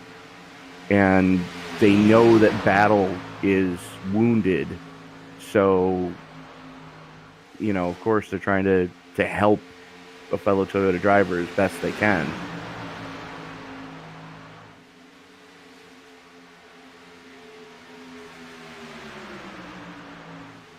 But Mills, Browder, Hagman, Cook, Battle, your top 5, as we are getting ready to put lap 95 in the books. Just about halfway, actually just past halfway. So what do you say we step away and pay a couple of bills and get some fresh beers up here in the booth? Yeah, absolutely. We'll be back in a sec. Representatives are currently busy. Please stay on the line, and your call will be answered by the next available representative. The estimated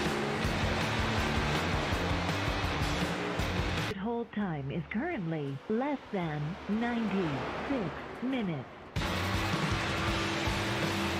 You are currently caller number 32. Are you tired of getting blown out of the water by other web hosting solutions? At BladeNode.com, our affordable web hosting and quick customer support is our #1 priority. BladeNode Web Hosting was started with a mission to provide premium hosting at half the price as other hosts without sacrificing features, reliability, and 24/7 customer support with a live technician. Join our community today by visiting BladeNode.com and using promo code BLADE10 for 10% off your first package. And we are back. Lap 97 of 188 here so far. And order of the top 5 has not changed.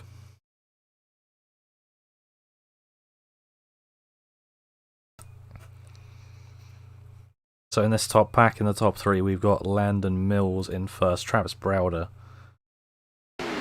is in second. My apologies, I forgot to unmute the game. Yay and stuff. And Hagman in third. Austin Cook is a little way back. He's just with the 22 there. And then Jalen Battle is losing ground in that injured 27 car. I think the temperatures are finally getting to Battle. Yeah. I mean, he's just hemorrhaging time right now. Yeah, absolutely. And obviously it doesn't help that he's only got one car with him. And that's the 32. I think I remember that they were in some sort of accident as well. Yeah, I can see it on the rear end, at least. Yeah. So 2 slightly injured cars going around is not ideal compared to...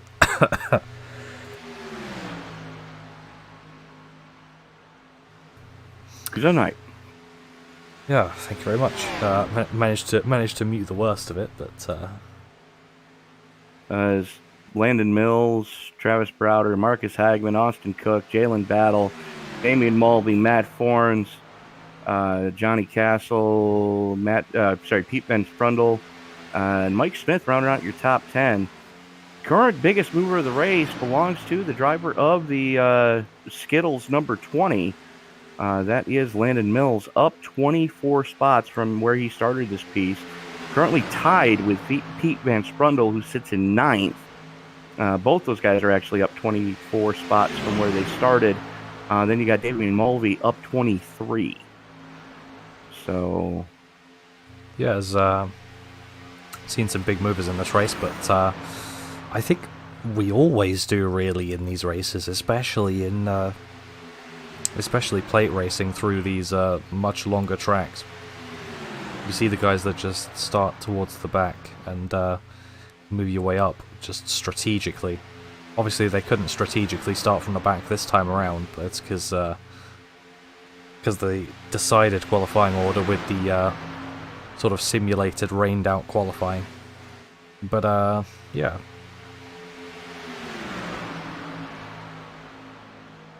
Yeah, I'm still not sure what happened there, but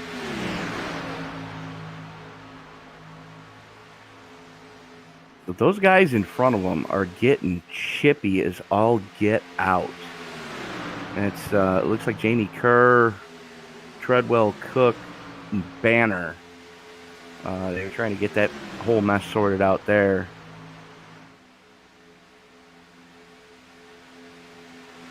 But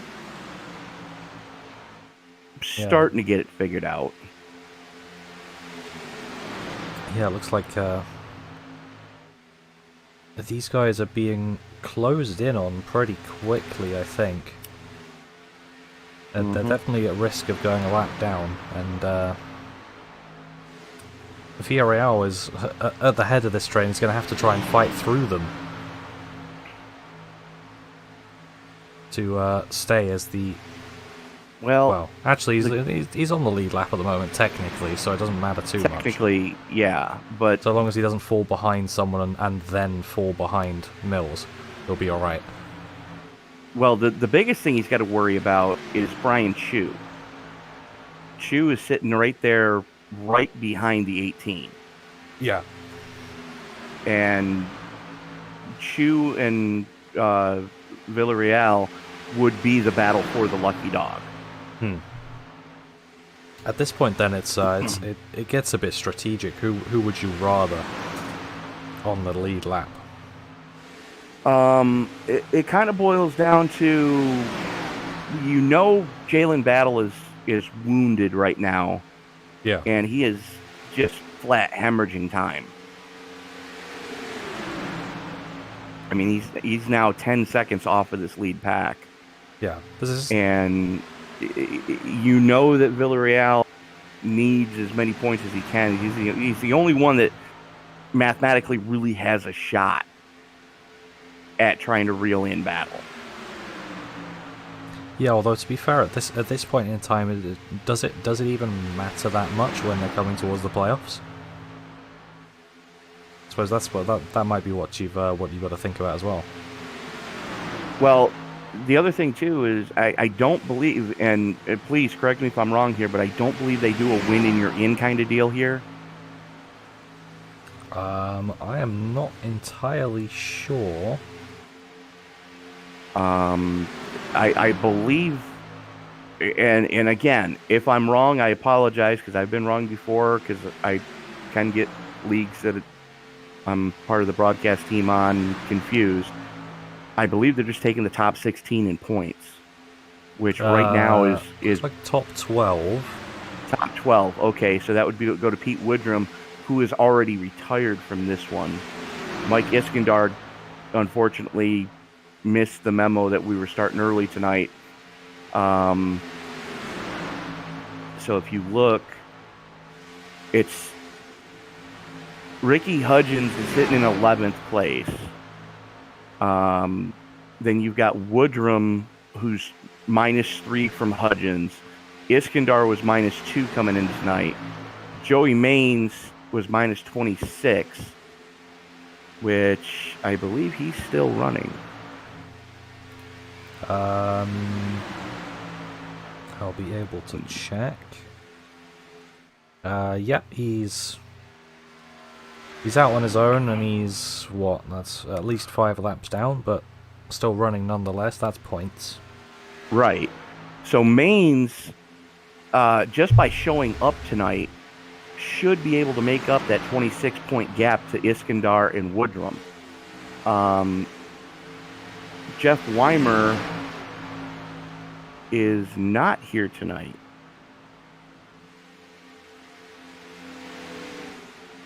No, he's not. That is correct. I don't see him. Okay, so he's got no possible shot. Egerton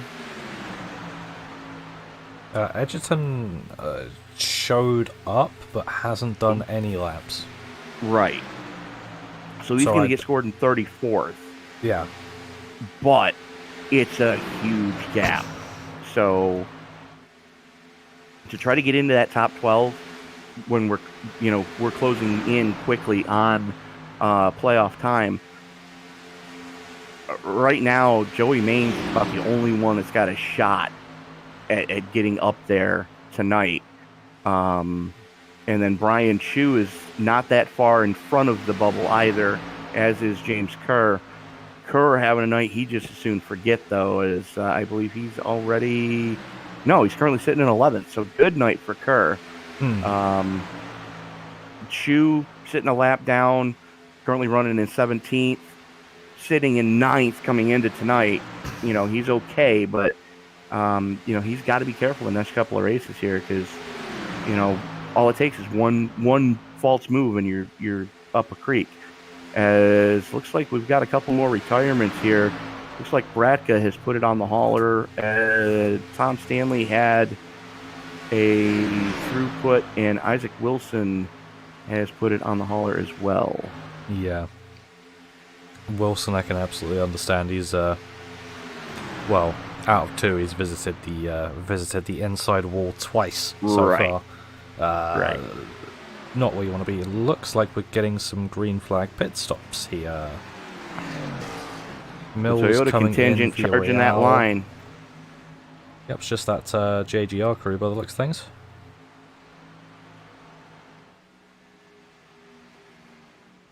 Boy, that was close. Yep, that is the entire JGR crew. I am correct. The 20 may have been popped for speeding.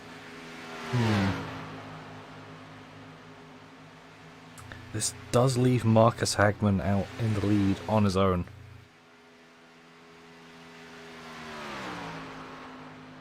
I think that's unfortunate at best for him. Yeah. Yes, Mills got popped for speeding on. Ooh. So they're going to hold him for, looks like a 35. It should be a 45 second hold. Yep, there he goes. So that's detrimental to any hopes of coming home with a victory here tonight. As Matt Forns has now put it on the hauler as well. Yeah, the Joe Gibbs Racing crew then is going to be putting all of their eggs into the Travis Browder basket, as it were. Well, I mean, it is Halloween and he is running a candy car. What more fitting of a sponsor than to have a candy car in victory lane here at Talladega on Halloween?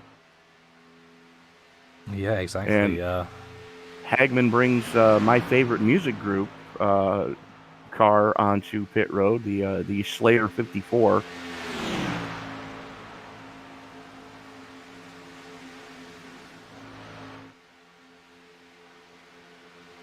So we're getting near that time where we're going to see wholesale pit stops.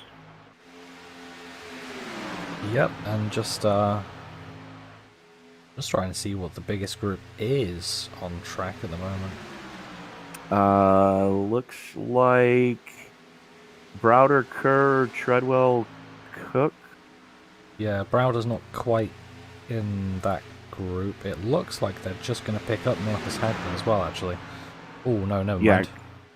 Kerr, Treadwell, Cook, Banner, and Ferris. Yeah, Hagman's going to be falling back to that group that we're talking about. Because even though he pitted like, what was it, a lap or two laps later than Browder, Sutphin, Battle, Mills, Villarreal, Chu. That's, it's that 2 laps of not being in the draft of anyone and not having any help has done that to him. He's lost 3 seconds and counting to Browder.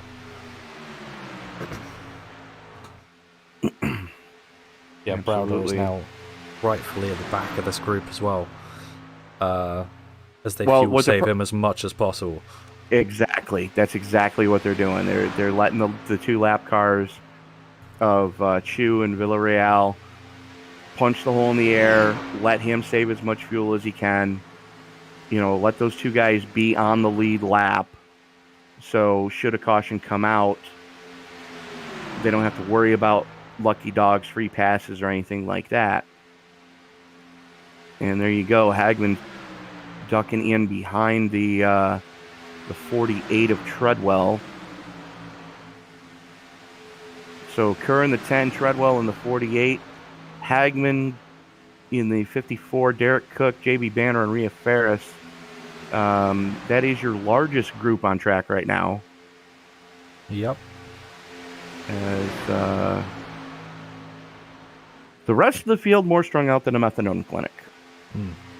And just out of interest, when do you have the last stops for Cook and Mulvey? Because I think my SDK is wrong. Cook and Austin Cook and Damian Mulvey? Yep. 88 and 86 respectively. Yep, there you go. My SDK is wrong. Yeah, as a matter of fact, it's ironically enough, Cook was 88, Smith was 87, Mulvey was 86, and Castle was 85. Easy enough to remember then. There's number groupings that amuse me. Like I was giggling like a schoolgirl the other night when I was broadcasting a race, and the number 9 and number 10 were starting 1 and 2. And the number 11 finished in 11th. Oh, I do like it when something like that happens, though. Or if you got the 13 in 13th place on the 13th lap or something, yeah.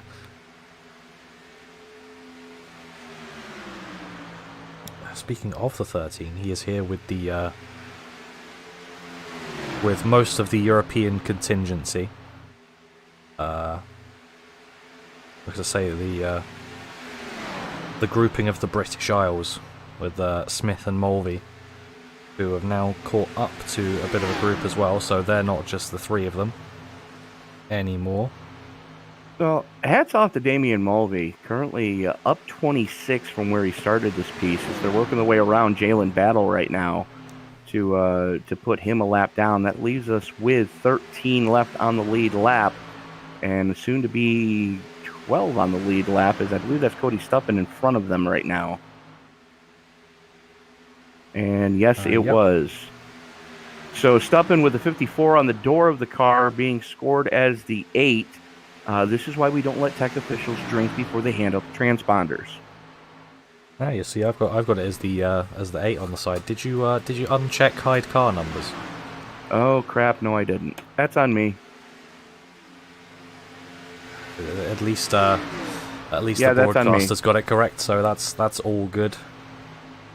Yikes! I just looked at the new damage model on a plain white wrapper. That thing looks ugly. Oh my goodness. Jalen Battle's car. Thing looks like it's been through a war.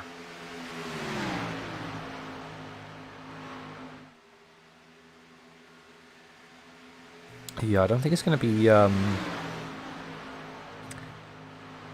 don't think this is going to work out too well for Austin Cook here, because he's got a car with him. I think that's the 22 of now. But, yeah, it is. But that's about it for his help.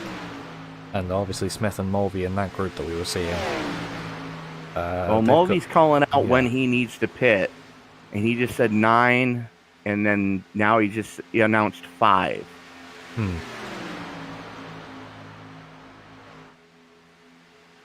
I would assume Cook's probably about the same, obviously a lap later, maybe. Well, but I dare say they're within striking distance of each other. Yeah, I mean it's only a 2-lap difference. So, yeah, well, and this group has a good 5 miles an hour on Cook when they're on the straights. Right. Purely due to the draft differences. So, catching. Absolutely. Slowly, but catching.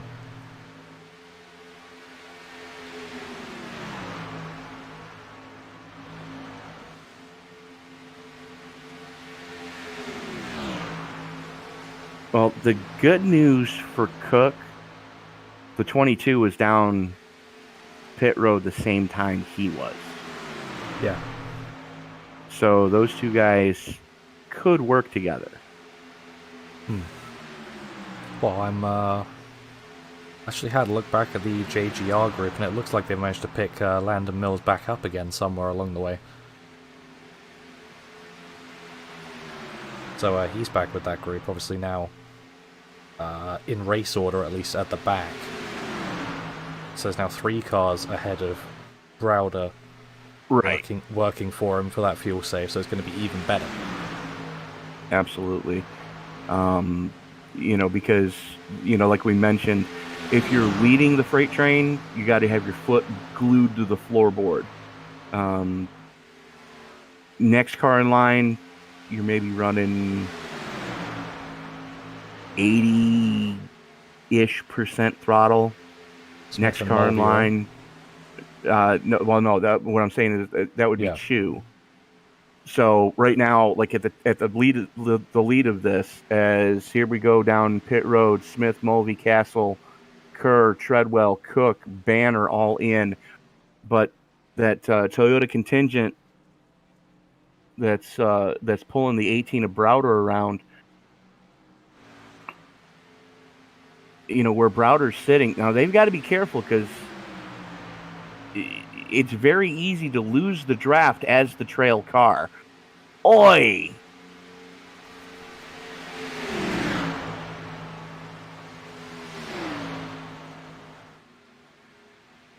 And they just blew by Jalen Battle, so that is good news for the Toyota contingent. Bad news if you're a Jalen Battle fan. Yeah, that 27 machine's still badly damaged as well. Yeah, absolutely, and I dare say that he's basically praying for a caution right now. Yeah, definitely.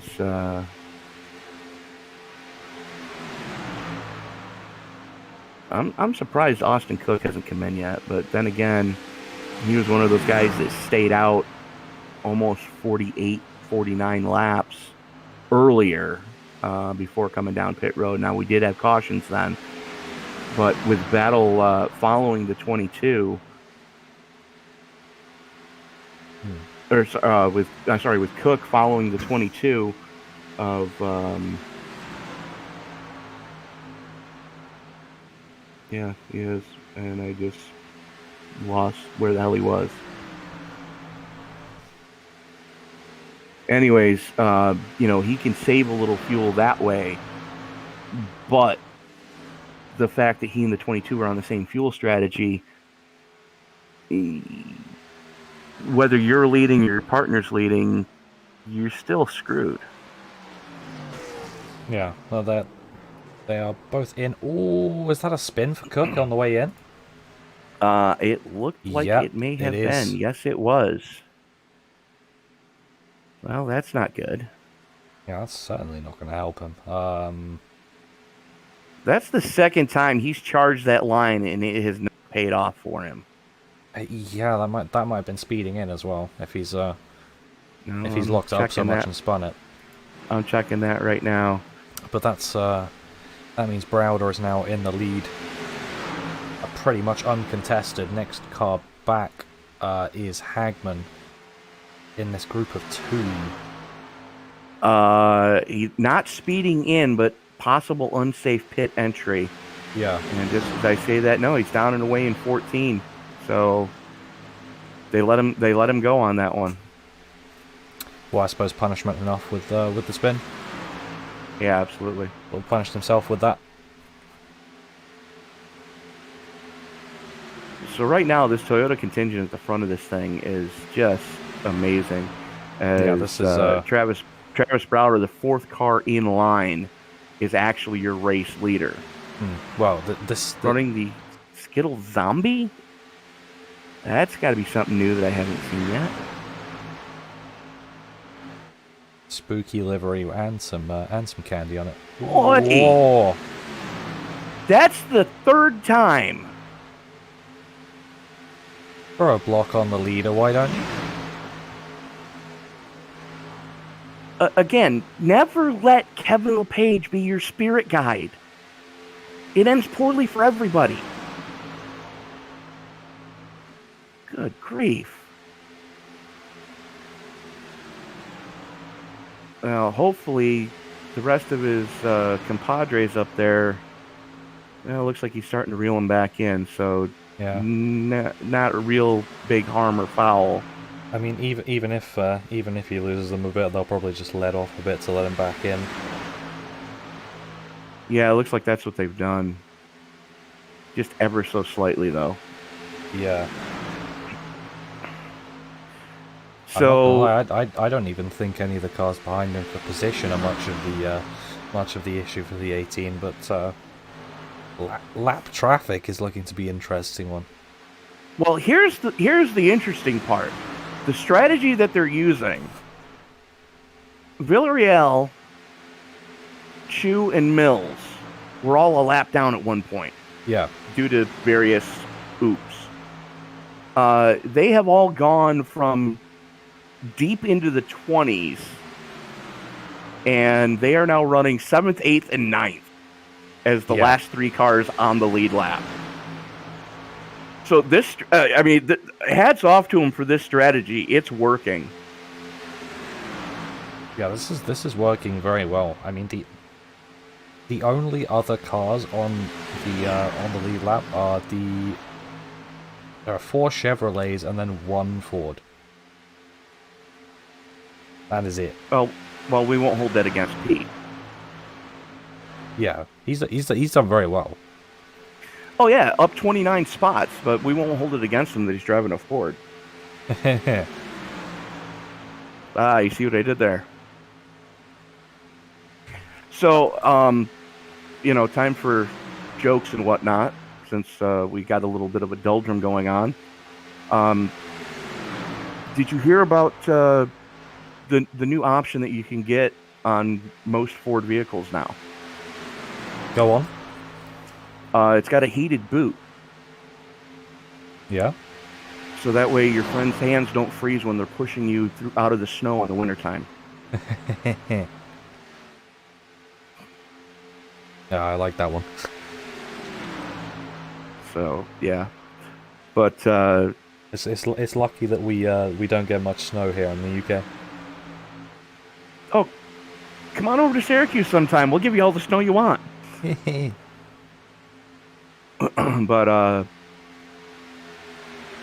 yeah, I remember the days when you'd go to a fight at Martinsville, Virginia, and a race would break out. But yeah, no, I mean, and speaking of which, they are doing the race in Martinsville tonight. I haven't seen the results of that one yet, but we will not give any spoilers because we do know that there are some fans watching. And yes, I am a chat admin, so if you try to post a spoiler, it's going to get deleted. Yeah, and speaking of as well, we were going to be racing at Martinsville today, but obviously this race did not happen on the 3rd of October. So to replace Martinsville with this one. And right. Yeah. Trade one wild card for another wild card. Yeah, exactly. And speaking of races, after this one, we're only going to have 2 left until we get into playoff season. And it's going to be 2-mile-long tracks. We've got the Phoenix Dogleg. Open or closed?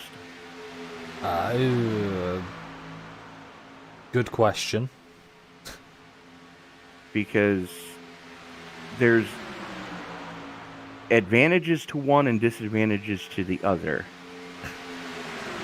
Good question. It does not say, but I'll have a look on the other schedule thing if it gives any more info. And then we've got New Hampshire week after that. Ah, yes, the good old Miracle Mile. Let's see. Legacy, so that would be closed dogleg.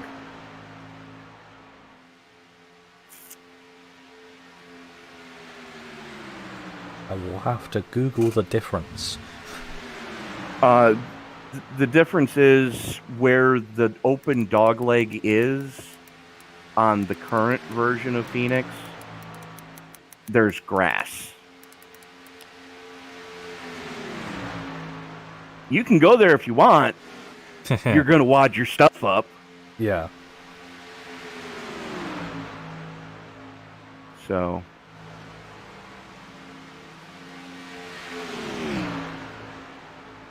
It looks like we got some heat starting to form here for about 4th.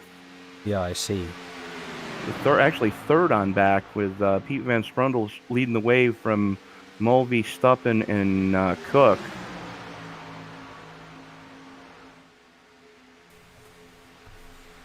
Yeah, these guys are all on the lead lap and all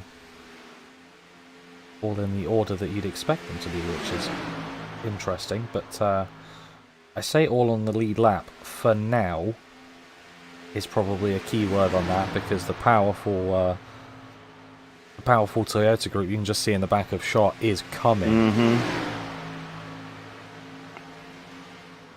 It almost feels like it's soon going to be them on the lead lap.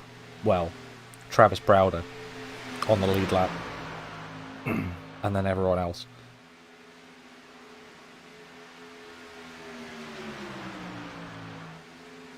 Well, yeah, you're absolutely right. I mean, Browder basically is going to be a lap up on everybody. Now, the good news for these guys is we have not seen the money stop yet. We're looking probably, I dare say, 2 more stops. Yeah. It depends how long they can stretch it out, I guess. Well, we're currently working lap 133 with the leader anyways. Yeah. And the last time some of these guys were down pit road, or most of these guys were down pit road, was I'm looking 108 was the earliest still out there right now. Yeah. Well, we have seen like 40 lap stints, so definitely I'd say definitely possible for Browder if he's done some good fuel saving to have one.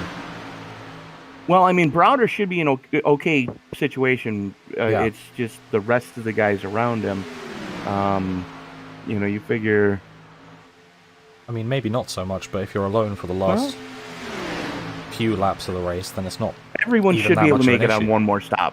Yeah. Everyone, one more stop, everyone should be able to make it. Just whether they do. Now, the question is, are we going to get overtime?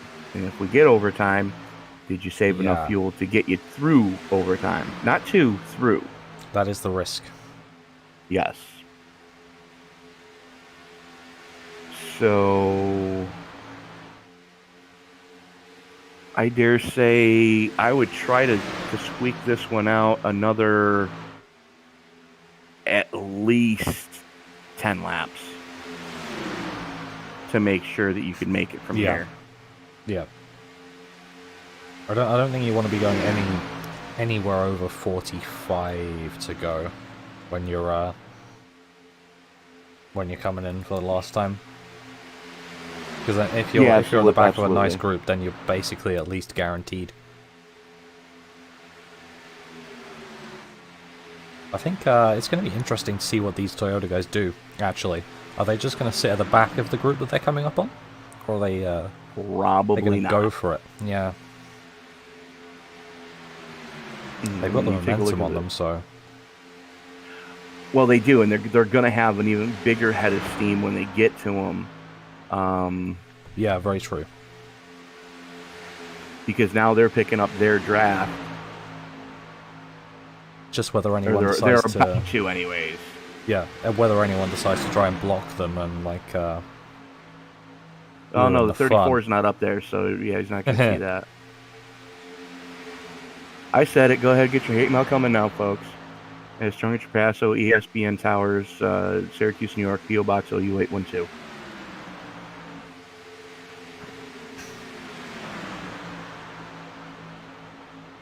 It looks like Browder's just sort of sitting back a bit here.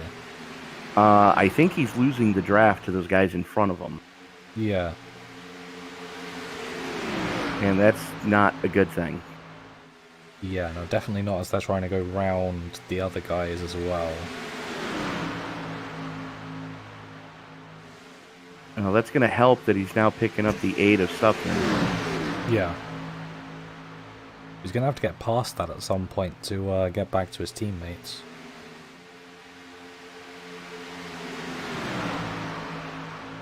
Looks like he's playing both halves against the middle now.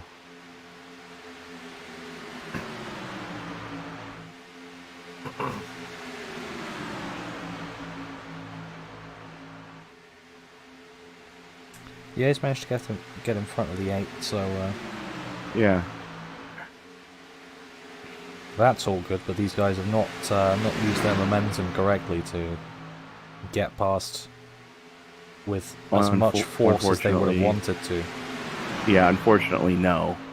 But sure they're going to have to get this sorted out quickly because they've got 2 guys doing the Indy Snake down the back straightaway here at Talladega. Yeah, as expected, they keep trying. Gonna go 3 wide through this corner though. Ooh.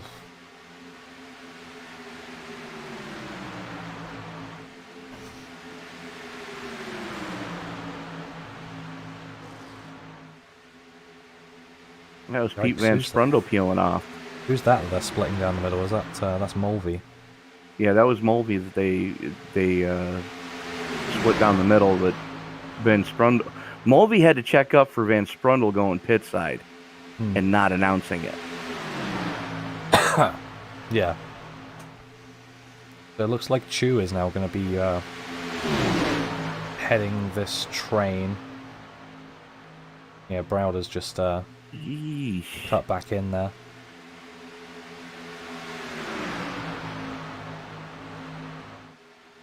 So if you too need your fire suit cleaned after a code brown moment, you can go to Pete's Dry Cleaning Service over on Main Street in downtown Talladega.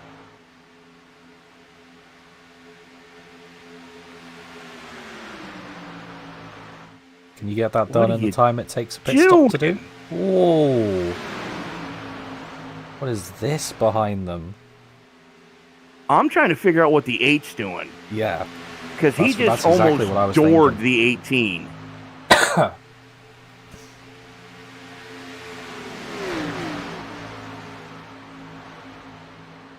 Holy cow. Well, I guess there's one way of ruining the Toyota party, and that's that would be one way. Sure.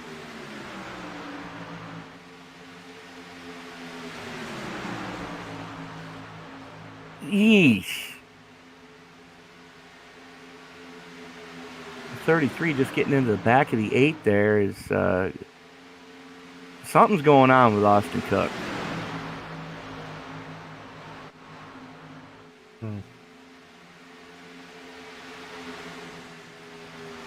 I mean, he just almost plowed the 8.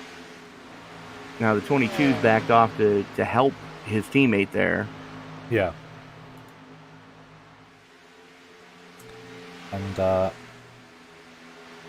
eagle-eyed among you may have noticed that this is not a Team Penske car, and he is in a Chevrolet.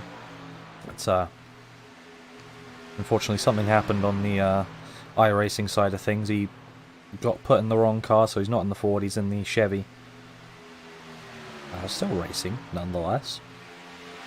Just now we've got a I believe that's a Trading Paints logoed car running around. Who? For whom? For Cook. Austin That's Cook? how I see it, anyway. I got him in an MGD car. Oh.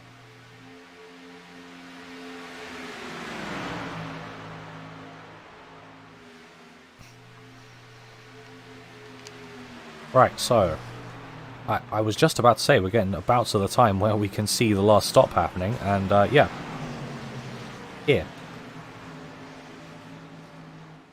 Yep, there they in. go. Yeah.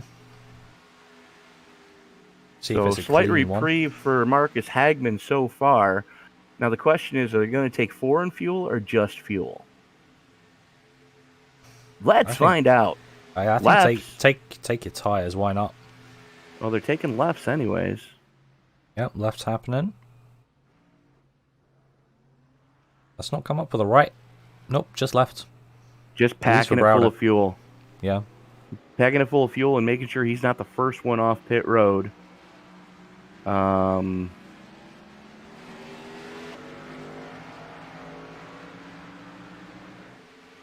looks clean to me. Yeah. Yeah, no, that was a good stop. Yeah, that's exactly how they would have wanted it to go. Yeah, I don't think you could have scripted that much better. They're going to have to let up a bit to let Browder catch up, but that's about it.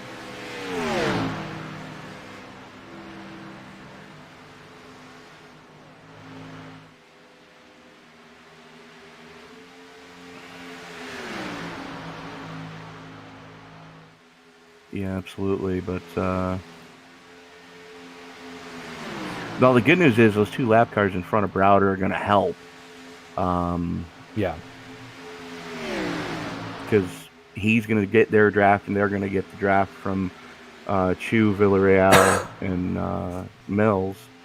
So that should, air quotes, have been the money stop. Yeah, in theory. But as we've seen numerous times this season, yeah. We have had to go into overtime. Yep. But with him now being on the back of 5 cars, make that 4 as the 95 is getting out the way. 95? Yeah. Oh, Edgerton is here. Yeah, Edgerton is here. He's putting some laps in. Good. That's definitely going to help his cause to try to get into. Yeah. It should make some headway. He's 60 laps back from Wimmer, though, so that's a big ask.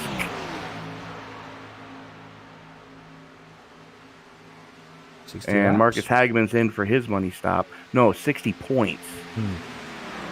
Well, so long as I think Edgerton's calculated it correctly so that he'll be able to get at least 31st.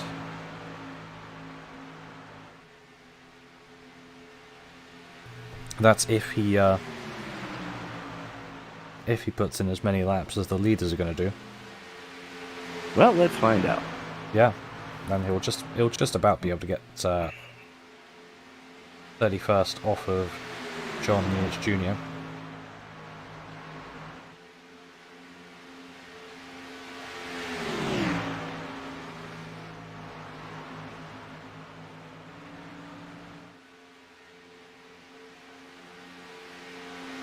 So Browder showing the way.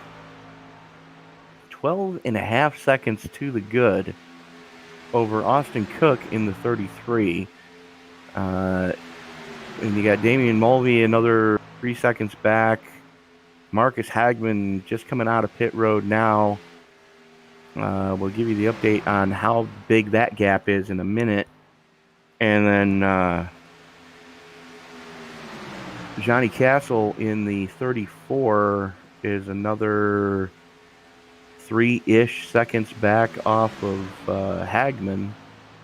He's got Jamie Kerr with him. Yeah, 3 seconds off the back of Hagman for now, I think. Yeah, they're gaining on him quickly. Yeah.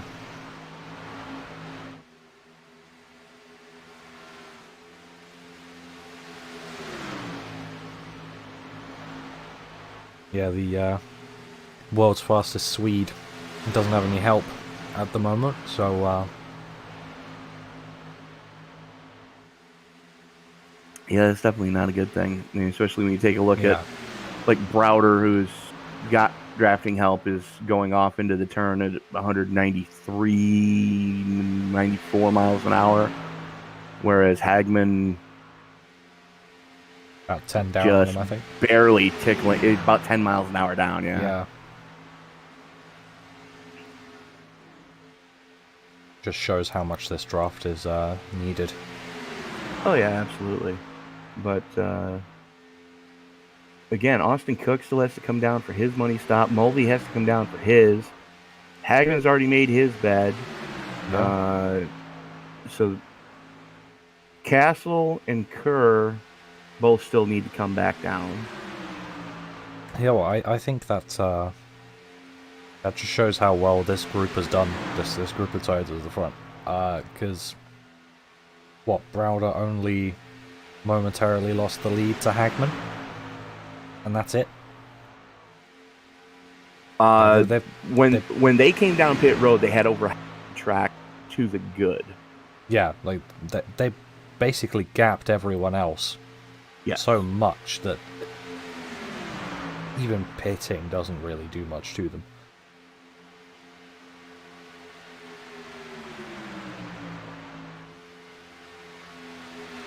Oh, the thing is, too, it still ain't over.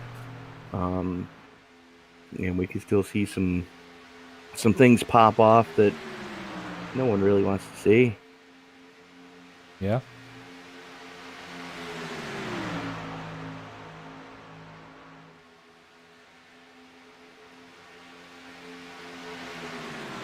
Oh, I think in this lull, shall we get some bills paid? Sure, sounds good. Yep. So we'll be back in about a minute. All of our representatives are currently busy. Please stay on the line, and your call will be answered by the next available representative. The estimated hold time is currently less than 96 minutes. You are currently caller number 32. Are you tired of getting blown out of the water by other web hosting solutions? At BladeNode.com, our affordable web hosting and quick customer support is our #1 priority. BladeNode Web Hosting was started with a mission to provide premium hosting at half the price as other hosts without sacrificing features, reliability, and 24/7 customer support with a live technician. Join our community today by visiting BladeNode.com and using promo code BLADE10 for 10% off your first package.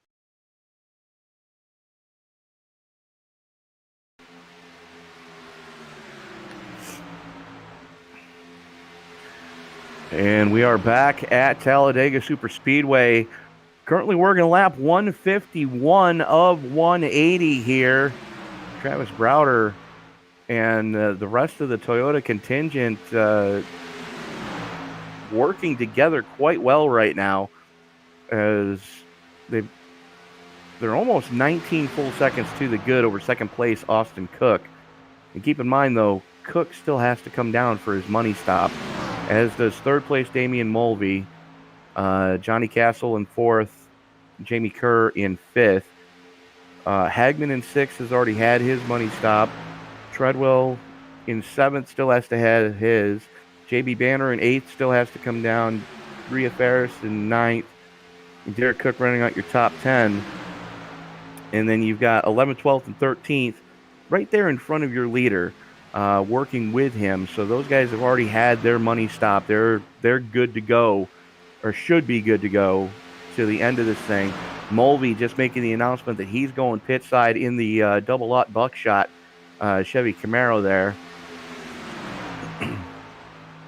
So, and I gotta say, I can commend the teammates working well together like they are. They've run a relatively clean race. Granted, there have been some self-inflicted wounds, self spins going on to pit road, speeding penalties, having a pit start go wrong. But stuff like that happening. As looks like Derek Cook, Damian Mulvey, Johnny Castle, and Brian Treadwell all going pit side for their money stop, as well as Justin Bren and Marshall Harris. But this Toyota contingency up at the front of this thing, they are working very well together. Is that's Chu in the 11 leading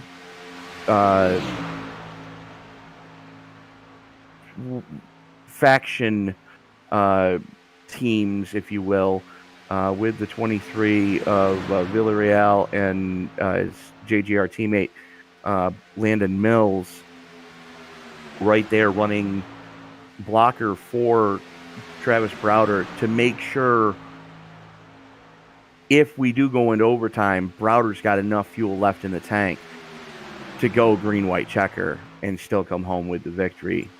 But right now, these guys are just annihilating this field, as they have already lapped up to 5th. And I say that with a asterisk, only because Brian Chu, Francisco Villarreal, and Landon Mills are the last 3 cars being scored on the lead lap as they sit in front of Travis Browder, your actual race leader. But using this strategy, Chu was down deep into the 20s at one point. Villarreal was down deep into the 20s at one point. Landon Mills was down deep into the 20s at one point. So the fact that these guys are working together as effectively as they are is nothing short of scary. Yeah. I mean, it's oh, my apologies. It's the type of strategy where if there's no yellow, then it works great. Frankly, easy win. If there is a yellow, then Chu, Villarreal, Mills are still 5, 6, and 7. They're still going to be right there, and then a bit of teamwork to get them back up to the front, and then any one of them can win it. Right, but It's the thing is, should a caution, foolproof. right? But should a caution come out, the pace car is going to pick up Browder, which means that Yes. Chu, Villarreal, and Mills all get that free pass without having to wait for it. Yeah, exactly. That's the beauty of it. And this is a night that Jalen Battle just as soon would hopefully want to forget, as you can still see a lot of front end and a lot of rear end damage on that number 27. Good news is points lead's pretty much academic right now for the regular season, as Austin Cook is finally peeled off to take his money stop. So I would expect to see Chu, Villarreal, and Mills. Yeah, and there they go. They jump up to 3rd, 4th, and 5th. Yep. I mean, this Hagman, the only non-Toyota in the top 5. Yeah, this is and left on the lead lap. Yeah, this is insane how well the strategy's working. To be honest, I'm just having a look at Hagman on stream. He's got the 41 ahead of him and the 48 a little behind. Keeping about the same pace as the Toyotas, but obviously you're not going to be making any headway. And as soon as you start dropping in pace, then you're just going to drop straight back into them, and then suddenly Toyotas are the only thing on the lead lap.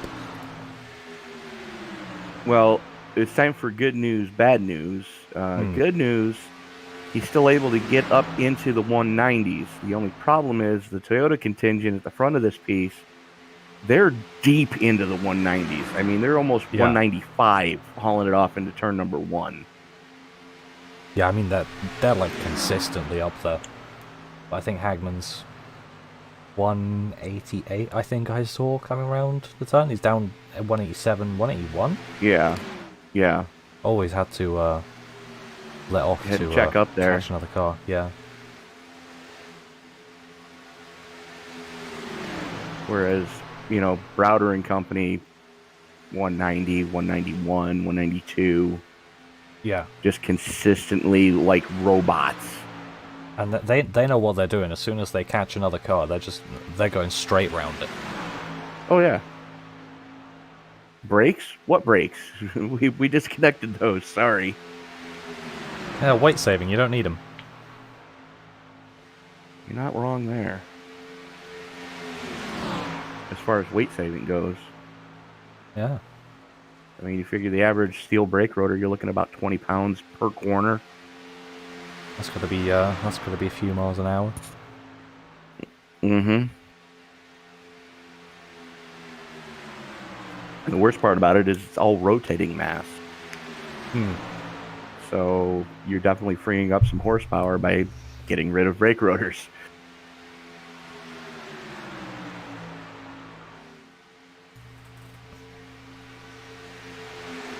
So as we are, looks like 27 to go. Browder, Hagman, Chu, Villarreal, and Mills, your top 5, only your top 5 are listed as being lead lap cars. And as you can see where Browder is in that Skittles number 18, that's Chu, Villarreal, and Mills directly in front of him, punching the hole in the air so he could try to conserve as much fuel as he can.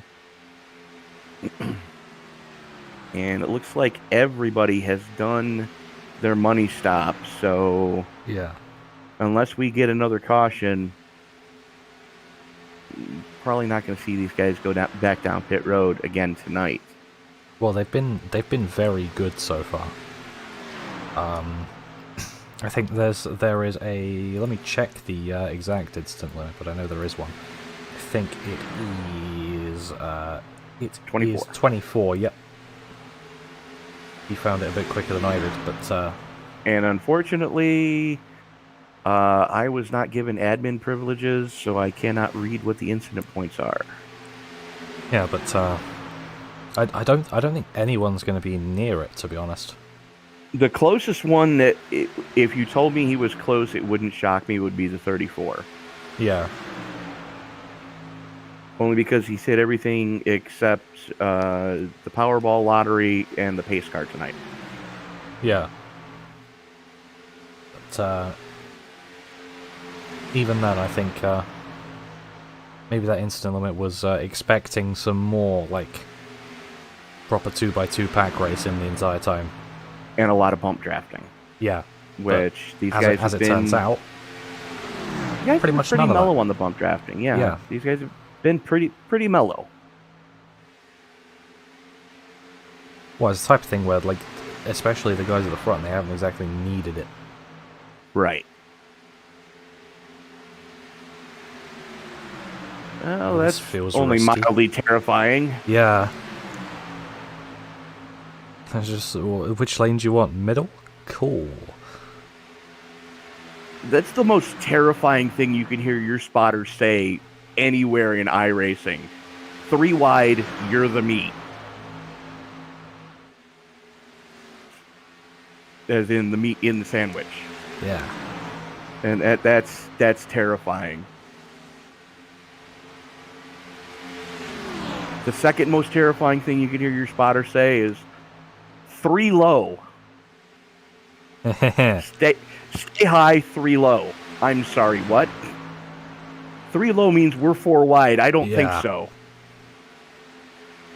That's when you just immediately let off the throttle a little bit and go, yeah, maybe not. Yeah, you lift off the throttle pedal at the same time the poo comes out.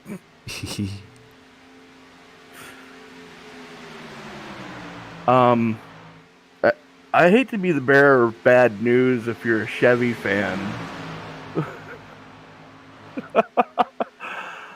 But I dare say within the time it's going to take us to finish this race, we are going to have only Toyotas left on the lead lap.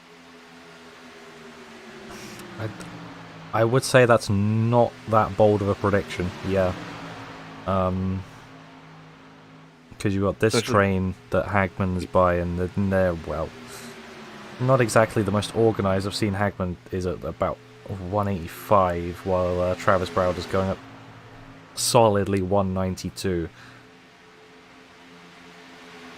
I just had him at 194 coming across the stripe. Yeah.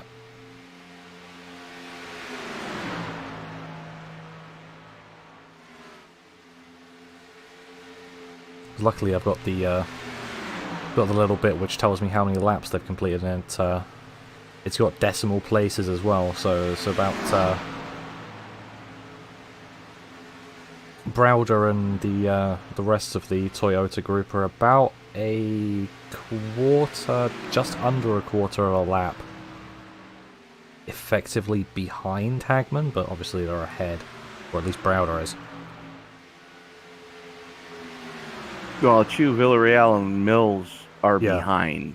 Yeah, they're actually But not- catching, but Not for much longer. yeah.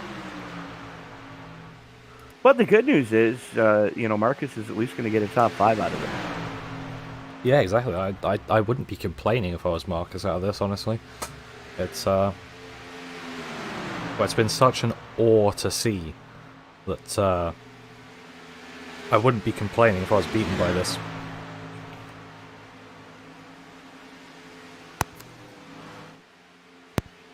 And if these guys manage a strategy, pulling these,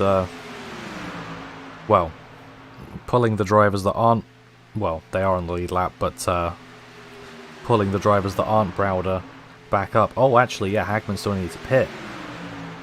He's just come in. Forgot about that. Oh, yeah. Oh, well, there you go. It's happened now. Well, there's your answer.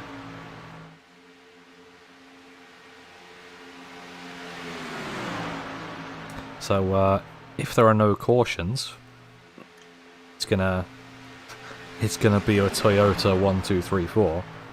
If there is a caution, then at the end of that, it's going to be a Toyota 1, 2, 3, 4. So, considering that Angel just jinxed the field, you can get your hate mail coming now. That's That would be useful if my name was Angel. or sorry, Jason.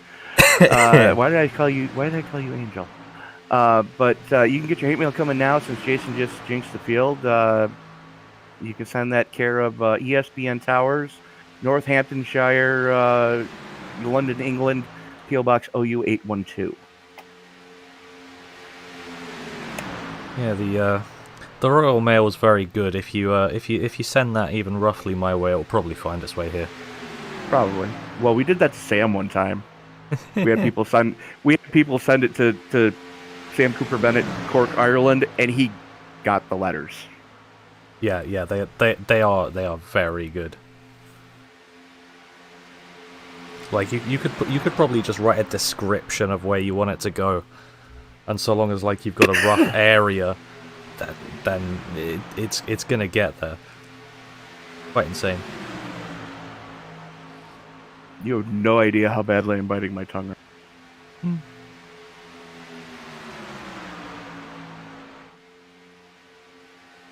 Sunday nights are not a time for blue comedy.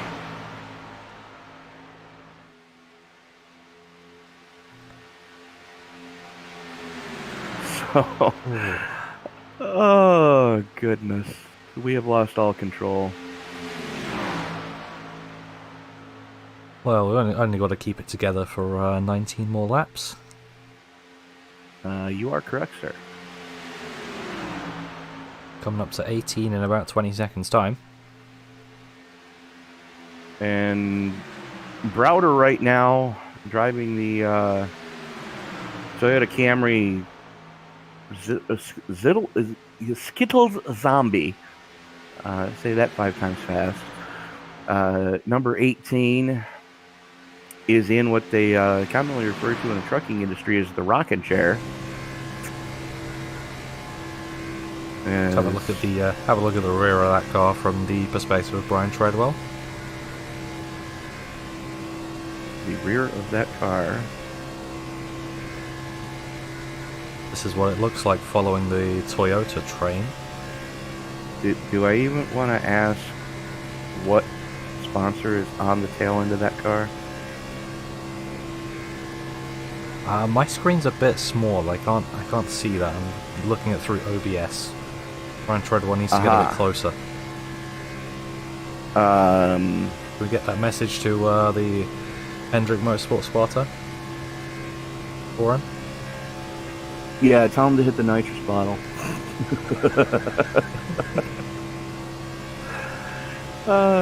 Good grief. It's just something they don't do anymore, and NASCAR polices it pretty effectively now.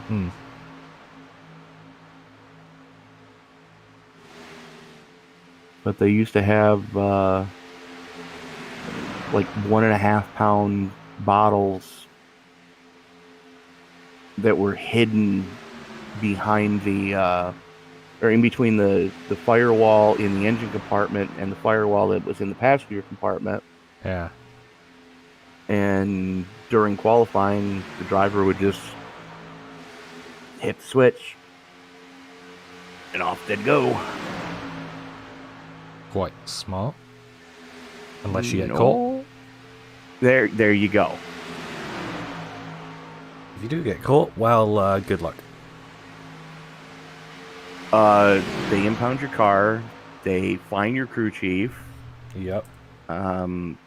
Now, anyways, back at that time, they would fine your crew chief and impound your car. Somebody would get suspended. Nowadays, your entire team would be asked not to come back. Yeah. Speaking of which, if you're in the greater Charlotte Metroplex and are looking for a job in the racing industry, I hear Our Motorsports is hiring. In the Xfinity Series, I believe the 23.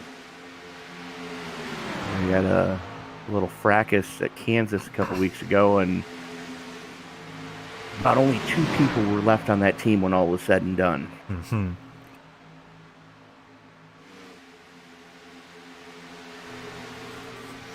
Sounds like some interesting things happening there, then.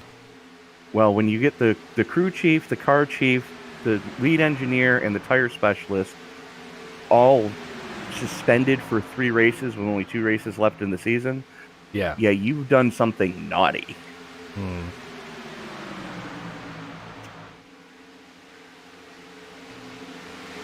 Well, it looks like we can get a bit of 3 wide as the Toyota crew's coming up on a bit of a pack. This has got Mulvey, Castle, Kerr, Ferris, Treadwell, Cook in it. Oh well, Treadwell's in the Toyota pack effectively, but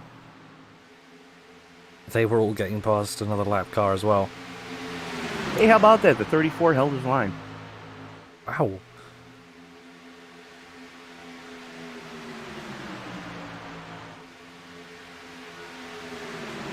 I believe that's the first time tonight he's done that. For some reason I'm seeing Kerr as the 0-10 as well. Well, he's being scored as the 0-10.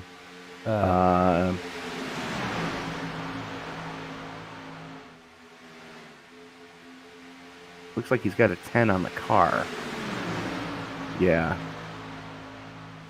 No, 0-10. 0-10 on the car. Yeah. Yeah. Right. Again, it's that whole me forgetting to turn off hide card numbers. Yeah, I mean,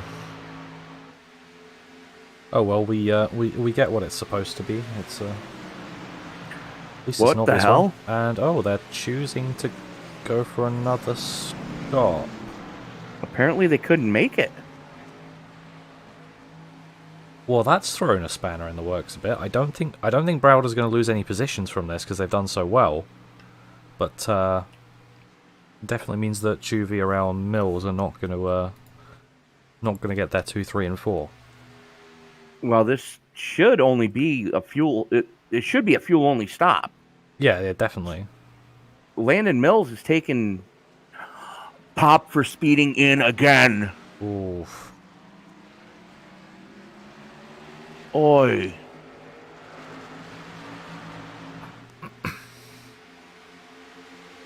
Jalen Battle went with him that time as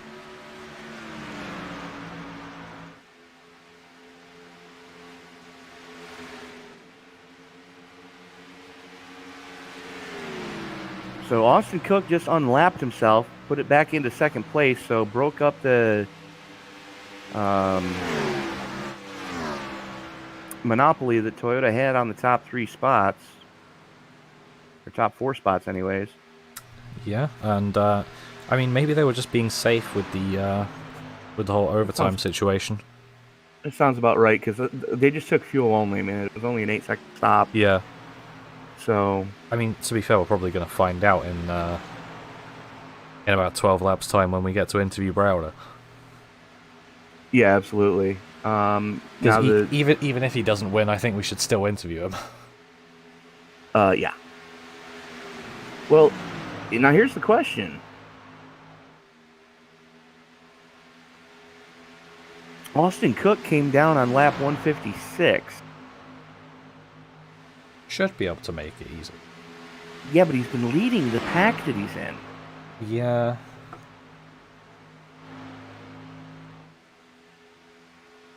Which means he's been burning a lot more fuel than Browder was. And I think Browder only came down because he was about to lose his drafting partners because they were all about to run out of fuel.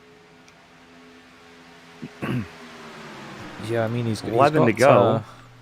He's got some teammate help. Well, I say some teammate help. He's the 22. Is on the same team, but yeah, it looks like they haven't been able to get anything together nearly as well as the Toyota crew. Right. So it would even help, I think, if Nowell was ahead of Cook. Obviously, to give him something at least. That's not how it is. You're absolutely right. But you know, we're about to find out here. Is they're going to be 10 to go the next time across the stripe, and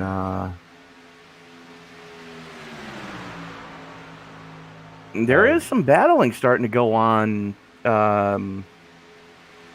Looks like from the 00 on back. Yeah.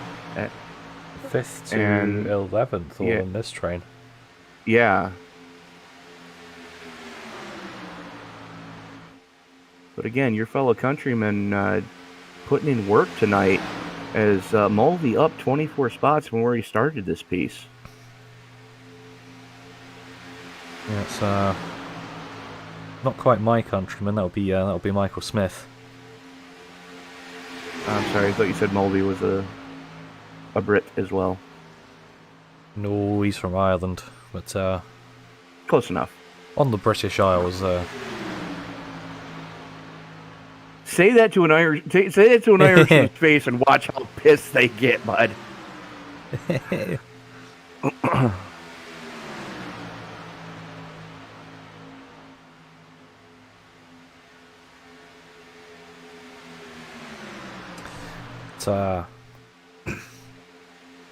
We're on 8 to go now as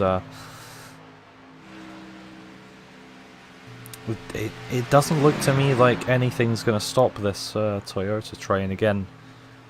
You heard the address to send the hate mail in if it eventually goes wrong. Well, the good news is, you know, we can watch some more racing later this week, as we have a full package coming up this coming week for you. 2 races tomorrow night. We've got the doubleheader, as we've got the Maestro's Classic ARCA Series Round 3 from Texas. That is an 8:55 start for that one. And also tomorrow night we have the Rowdy Energy Cup Series, round of 8, race 3 for Martinsville. That'll be an 8:20 start. Then Tuesday, Jason, I believe you're back in the booth for the UK Sim Racing MX5 Pro Series week number 8 at Twin Ring Motegi. Yep, absolutely.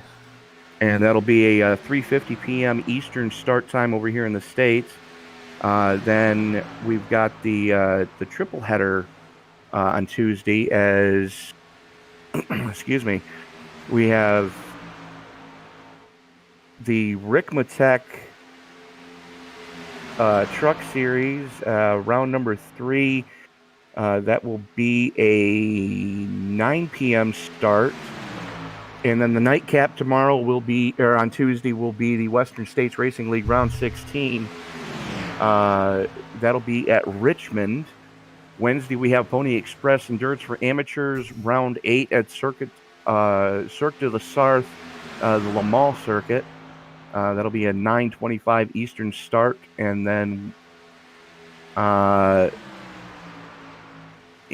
we've got a ton of racing left this week, so you don't want to miss a single moment of action here on the ESBN family of broadcasts. Don't forget to like, favorite, subscribe, share, turn on bell notifications so you don't miss a single moment of action. And, don't forget to drop us a comment. Let us know who you're pulling for. Manufacturer you're pulling for, driver you're pulling for.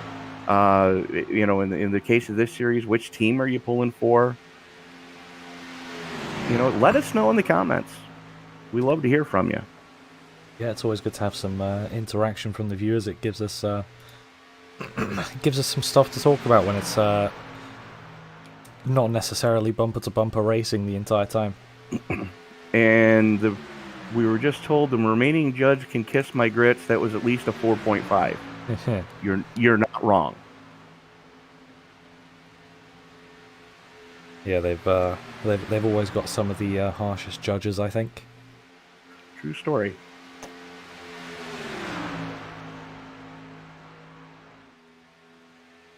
So we are 4 laps to go. Travis Browder continues to show the way. Austin Cook sits in second.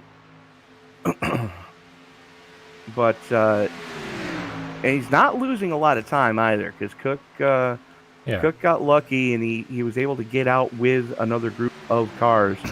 But I mean, great recovery drive for Francisco Villarreal. 2 laps down at one point. Decided to pit start, and it didn't go the way he intended it to go. Yeah. But because of the strategy with the rest of the Toyota team, was able to climb his way back up. Brian Chu had some pit trouble, got run over from behind, as you can see that wow in the left rear tail lamp of the FedEx number 11. So had to spend an extended period of time on pit road, went a lap down himself.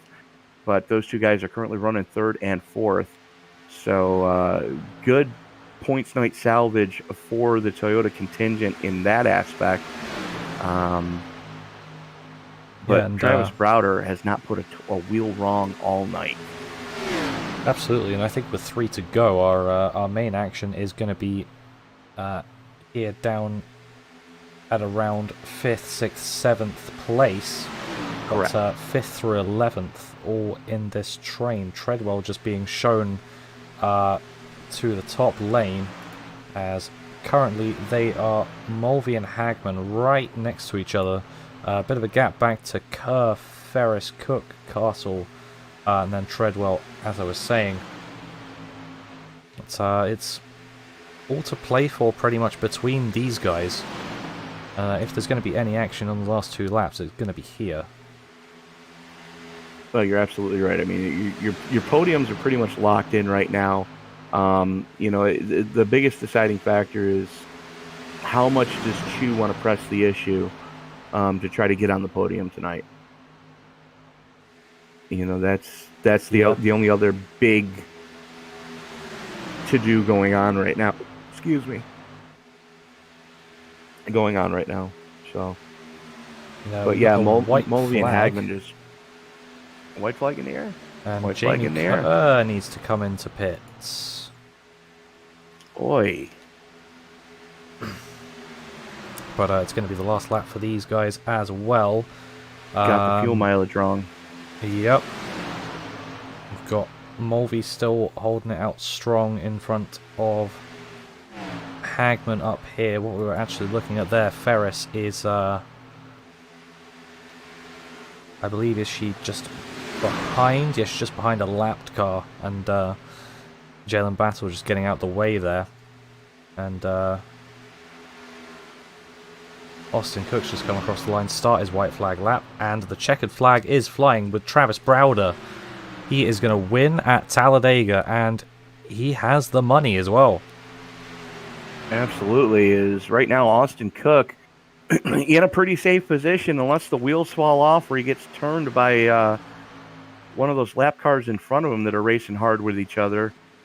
Should come home in the number 2 spot.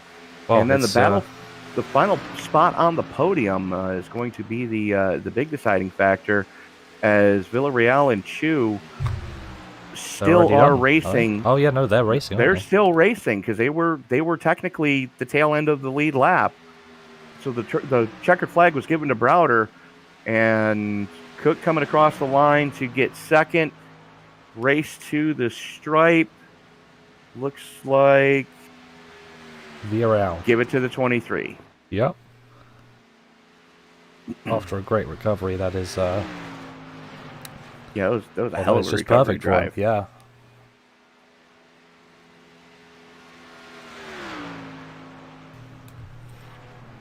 That was and out towards the back, Edgerton. Just say this: Edgerton calculated it perfectly to get up to 31st. He finished with 50 laps on the board. And, all right then. John Neers Jr. finished with 49. So good on him. Good on him for doing that. Good work from him, but overall, is this man right here, Travis Browder, that we are looking at. I think we missed his donuts because of the cars that were still racing. There we go. We see Villarreal near. There's Mills just coming back as well. The whole Toyota contingent trying to celebrate with their man for coming home with the victory tonight. So. Good times. Yep, and a good victory it was for them. Just another rundown of the prize pot as well. So the it was an $80 pot. So if I'm understanding this correctly, that'll be Browder getting $40 of that. Second place was Cook, so he'll be getting 20 of that, and then third place Villarreal will be getting 15% of 80. Not the easiest one. I'm gonna $12. I'm gonna pass on that one. Yeah, 12. I just got my phone out. It looks like we're getting getting a team photo opportunity as well. Absolutely. I don't have the mental capacity to pull that one off right now. Considering I haven't slept since Friday morning.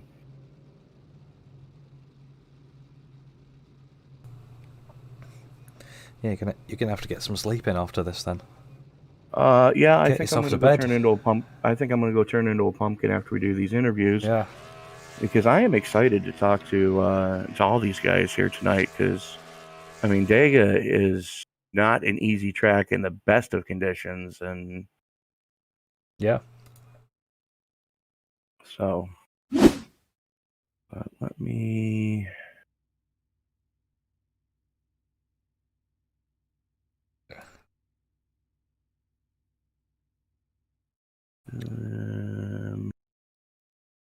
Now, why is this not showing up with their teams? That's annoying.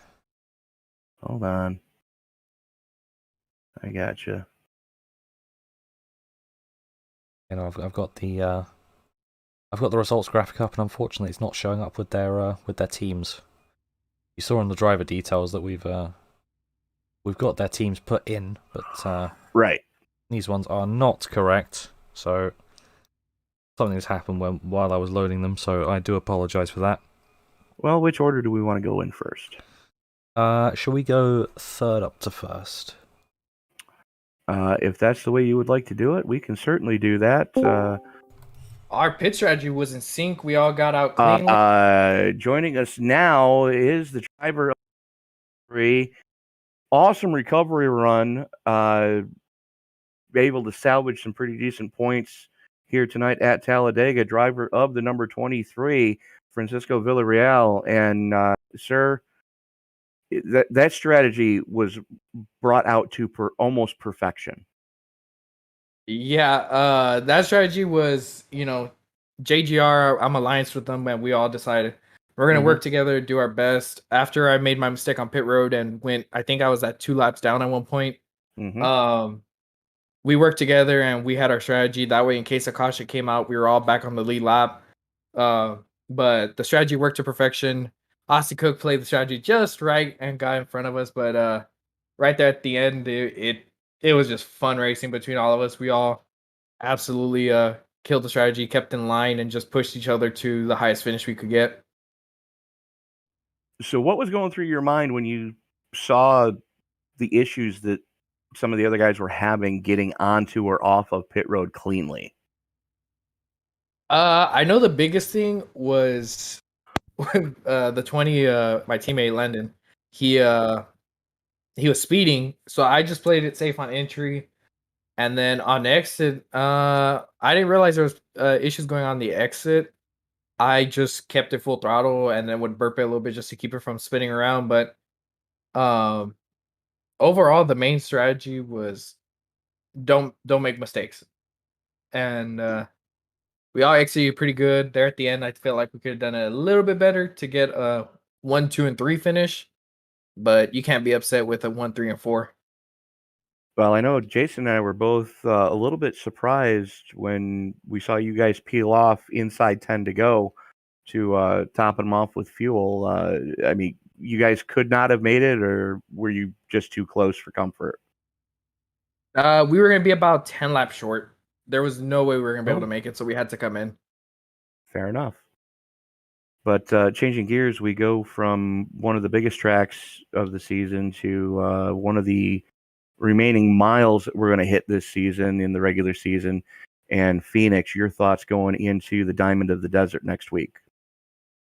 Phoenix never been really a strong track for me, but I've heard that with the update in iRacing, they added a little grip to it. So might have a little something there, but can't guarantee anything like I usually do. But should be a fun race, and hopefully as clean race as it was this one.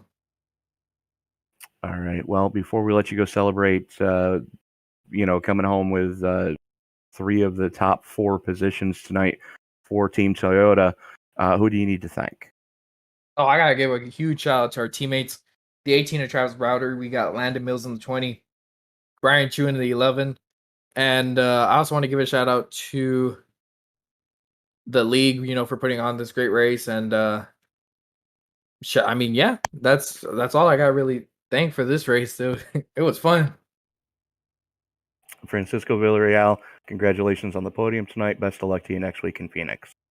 I appreciate it. All right, so that was our 3rd place finisher. And Jason, I believe you've got 2nd place with you now. Yep. Hello, Austin. Can you hear us? Can hear y'all just good. Yeah, nice. So, well done in the end there for 2nd place. You were against a very strong Toyota side. They had their strategy pretty much down to perfection. But in the end, you came out in 2nd place. So congratulations. Just talk us through what you were thinking there, coming towards the end. We really didn't know if we could make it on fuel with about probably 20 to go, and we slowly lined down the laps, and eventually we ended up making it. But unfortunately, my teammate ended up spinning coming onto pit road and got a black flag too, so I kind of lost him. But unfortunately, we were able to work together there at the end. And unfortunately, I was in a Chevy, which the game just completely glitched, and I was supposed to be in a Ford.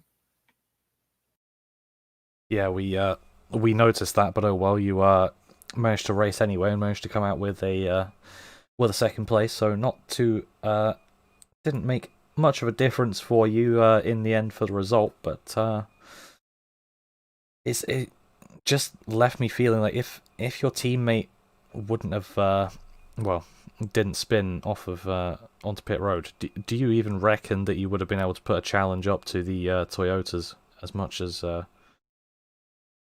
as fast as they were? To be honest, I completely doubt that I had any challenge for Travis. He was just completely with his teammates, and he walked away from the field. He almost lapped the entire field. Yeah, it was it was really good for them, to be honest, and I doubt that you're too disappointed to lose to that. Lose the first place to that. Obviously, second is good, especially with the prize pool that they got for this race. But before we let you go, is there anyone that you need to thank? I want to thank Tanner Noel for bump drafting me the entire race and getting me to a P2. I want to thank my parents for even giving me the opportunity to be here, and I just want to thank God as always. Yeah, well, thank you very much for racing and putting on a nice show for us to watch as well. So that was Austin Cook, the second place driver, and Tony, I think we're ready to get our winner in. And I believe you are correct. And joining us now, the man of the night. What's up, guys? Able to orchestrate 3 of his teammates getting back on the lead lap at one point. Travis Browder, just congratulations on the dominant victory here tonight at Talladega. Thank you so much, Tony. It's been a great and amazing race. One of the best Talladega races I've had in a long, long time. And this paint scheme I drove today was this was Kyle Busch's Skittle Zombies paint scheme from last year, where he won at Texas last year. And I was there to see him win that race in person last year. And I got the win with this paint scheme today in Halloween. This is a special race for me today. I think it's a special day for Halloween today. Happy Halloween, by the way, to all the fans out there and you guys. Absolutely. But, we were talking with your teammates. How much fuel were you able to save having 3 teammates in front of you for as long as you did? Well, actually, when you're leading, you burn a lot of fuel, and then when you're like with 2 other cars, you can save a little bit if you're in the middle or the third car or the fourth car. But you could go about 30 something laps on fuel. I can't remember the exact, but I was just saving all the fuel we could, and fuel. I was 10 laps short on fuel to make it on the last stop. So I pitted on my last stop, and then I took no tires, and it worked out at the end, and then worked with my teammates at the end to try to get them good points as they can. This is my first race back in a while since I moved, so feels good to be in victory lane. First race back in a month, and man, I had confidence for today, and it felt good. It feels good to be back in victory lane. Absolutely, Travis. Again, congratulations on the victory here at Talladega. Thank you, Tony. Next week, though, we go to the Diamond in the Desert. That is Phoenix International. Your thoughts going into that very tricky D-shaped tri-oval next week? Oh yeah, Phoenix is going to be very interesting. We'll see. We'll probably see if I can get some practice laps on it and see if hopefully we'll have a good solid day next week to get some solid points day, run consistent, and stay out of trouble, and see if we can get a good finish out of it. All right, Travis. Again, congratulations on the victory here tonight at Dega. Thank you so much. Who do you need to thank before we let you go celebrate with your team? You guys in the booth, of course. Big shout out to Rhea for the league. My teammates, Brian Chu, Francisco, Landon. We all worked together that race. It was a lot of fun. Big shout out to them. Big shout out to all the admins and ISNF for the sponsor for the series. And big shout out to Katie Dugas and Topper Dugas. They've done a lot for me for the racing community and everybody watching. So thank you guys. All right. So, Travis, we'll see you next week at Phoenix. Best of luck to you then, sir. Thank you so much, Tony. Happy Halloween, guys. Happy Halloween, sir. So, Jason, takeaways from Dega tonight. Yeah, well, it was a great one overall. I have to say it's wasn't too much on track action, but pretty much all of the action came from the strategy and a perfectly executed one from the Joe Gibbs Racing and 23XI team, as it were, and obviously that just came out with their win pretty much completely dominant. If it wasn't for Austin Cook basically having a great strategy to save him from being taken by Villarreal and Chu towards the end. But overall, it was a very clean one as well. I think it's possibly the cleanest race we've had so far. Absolutely, only 2 cautions. Yeah. That's made it go by quite quickly as well. So, the biggest takeaway that I can give to people tonight is I've had people who aren't avid race fans sometimes tell me that Talladega and Daytona, they have a tendency to be a snooze fest, which, okay, granted, sometimes there's not a lot of on-track action. But you get situations like we had tonight where this race became a chess match at 192 miles an hour. Yeah. It came right down to that pit strategy and working with your team to make sure that, if it wasn't for Browder and Villarreal and Chu and Mills working together like they were, Villarreal and Chu would have been deep in the pack, like deep in the 20s as far as finishing order. But because they were able to work together and they were able to, to coordinate that effort the way that they were, and orchestrate that pit strategy almost to perfection. They put 3 Toyotas in the top 4 tonight because of that. And that's the biggest thing that I can give as far as something that could be a takeaway from tonight at Talladega. Now, granted, next week we're going to see a lot different form of racing going on as we go to the Diamond in the Desert, Phoenix International. I'm not sure which version of the track we're actually going to be running, because I believe iRacing just did a rescan of that. So, because they did do a repave after the last race there, or reconfigure. So what version of the track we're going to see next week, we're going to hear from Rhea later this week to get the final determination on that. But I dare say that we're going to see a lot of action, because where the front straightaway has been at the Phoenix track, it's like trying to drive 200 miles an hour down your hallway between your living room and your kitchen. There's no place to hide. So if things pop off, you're in the mix, whether you want to be or not. And you could very easily get caught up when someone else is dumpster fire next week. So definitely something you're not going to want to miss. Yeah, well, it's something that we're definitely going to see next week. Obviously, we'll know what track we're racing on by looking at it when we get there. Absolutely. But either way, it's going to be one to look forward to. It's obviously going to be later than this one because we started earlier this time around correct to allow for time for the full race. So back to half distance races next week and the week after. But that is an excellent reason why you need to like, favorite, subscribe, share, and turn on bell notifications so you know exactly when we're going live with a race every night of the week. Yep, exactly, because this isn't the final full-length race of the season. We've got the Coke 600 at Charlotte Motor Speedway on the 21st of November.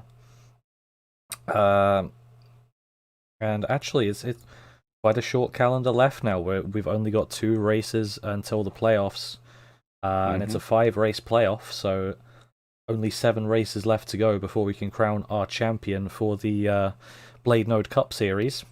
And I think we will be taking closing thoughts because I think we can just about round it off. Absolutely. I mean, if you want to run down the finishing order real quick, we can crank that out, and then you can get to bed, my friend, because I believe it's 2 a.m. where you are. But no, Travis Browder, it's what? It's actually only 11:17. Oh, that's right. You guys had your daylight savings time deal go on. Luckily, we have a bit earlier for me. But Travis Browder, Austin Cook, Francisco Villarreal coming home in your top 3. Brian Chu rebounding for a top 4. Marcus Hagman hanging on for 5th. Damian Mulvey in 6th. Rhea Ferris 7th. 8th going to Johnny Castle. 9th going to Derek Cook. 10th going to JB Banner. Landon Mills in 11th. Kobe Stuffin in 12th. Tanner Null in 13th. And Brian Twirwell in 14th. and Paul Van Sprundle in 15th. Yeah, I can take it from here if you'd like. Please. Because I do have the graphic after all. After a quick cough, my apologies. We've got Jamie Kerr in 16th. Jalen Battles in 17th. Bob Wyckoff in 18th. 19th place is Michael Smith with Justin Bren in 20th. Joey Manis in 21st with Marshall Harris 22nd. Carl Rourke 23rd. Dave Corshane is in 24th with Matt Fawns 25th. Kyle Terrio is in 26th with Russell Bradker in 27th. We saw him up at the front early on, but the missing nose was a bit too much in the end. Jacob Black in 28th. 29th is Thomas Stanley, not Robert. And then 30th, Isaac Wilson. 31st, Robert Edgerton. John Needed Jr. is in 32nd with Sam Perry 33rd. And Ethan W. Woodward rounding out in 34th position. So that is going to about do it for us tonight. We will see you back tomorrow night for both the Rowdy Energy Cup Series and the Maestros Classic ARCA Series. In the meantime, stay safe. For Jason up in the production truck, this is Tony reminds you that as you walk down the road of life, please don't play in traffic. Good night, everybody. Yep, and enjoy the rest of your Halloween, everyone. We'll see you next time.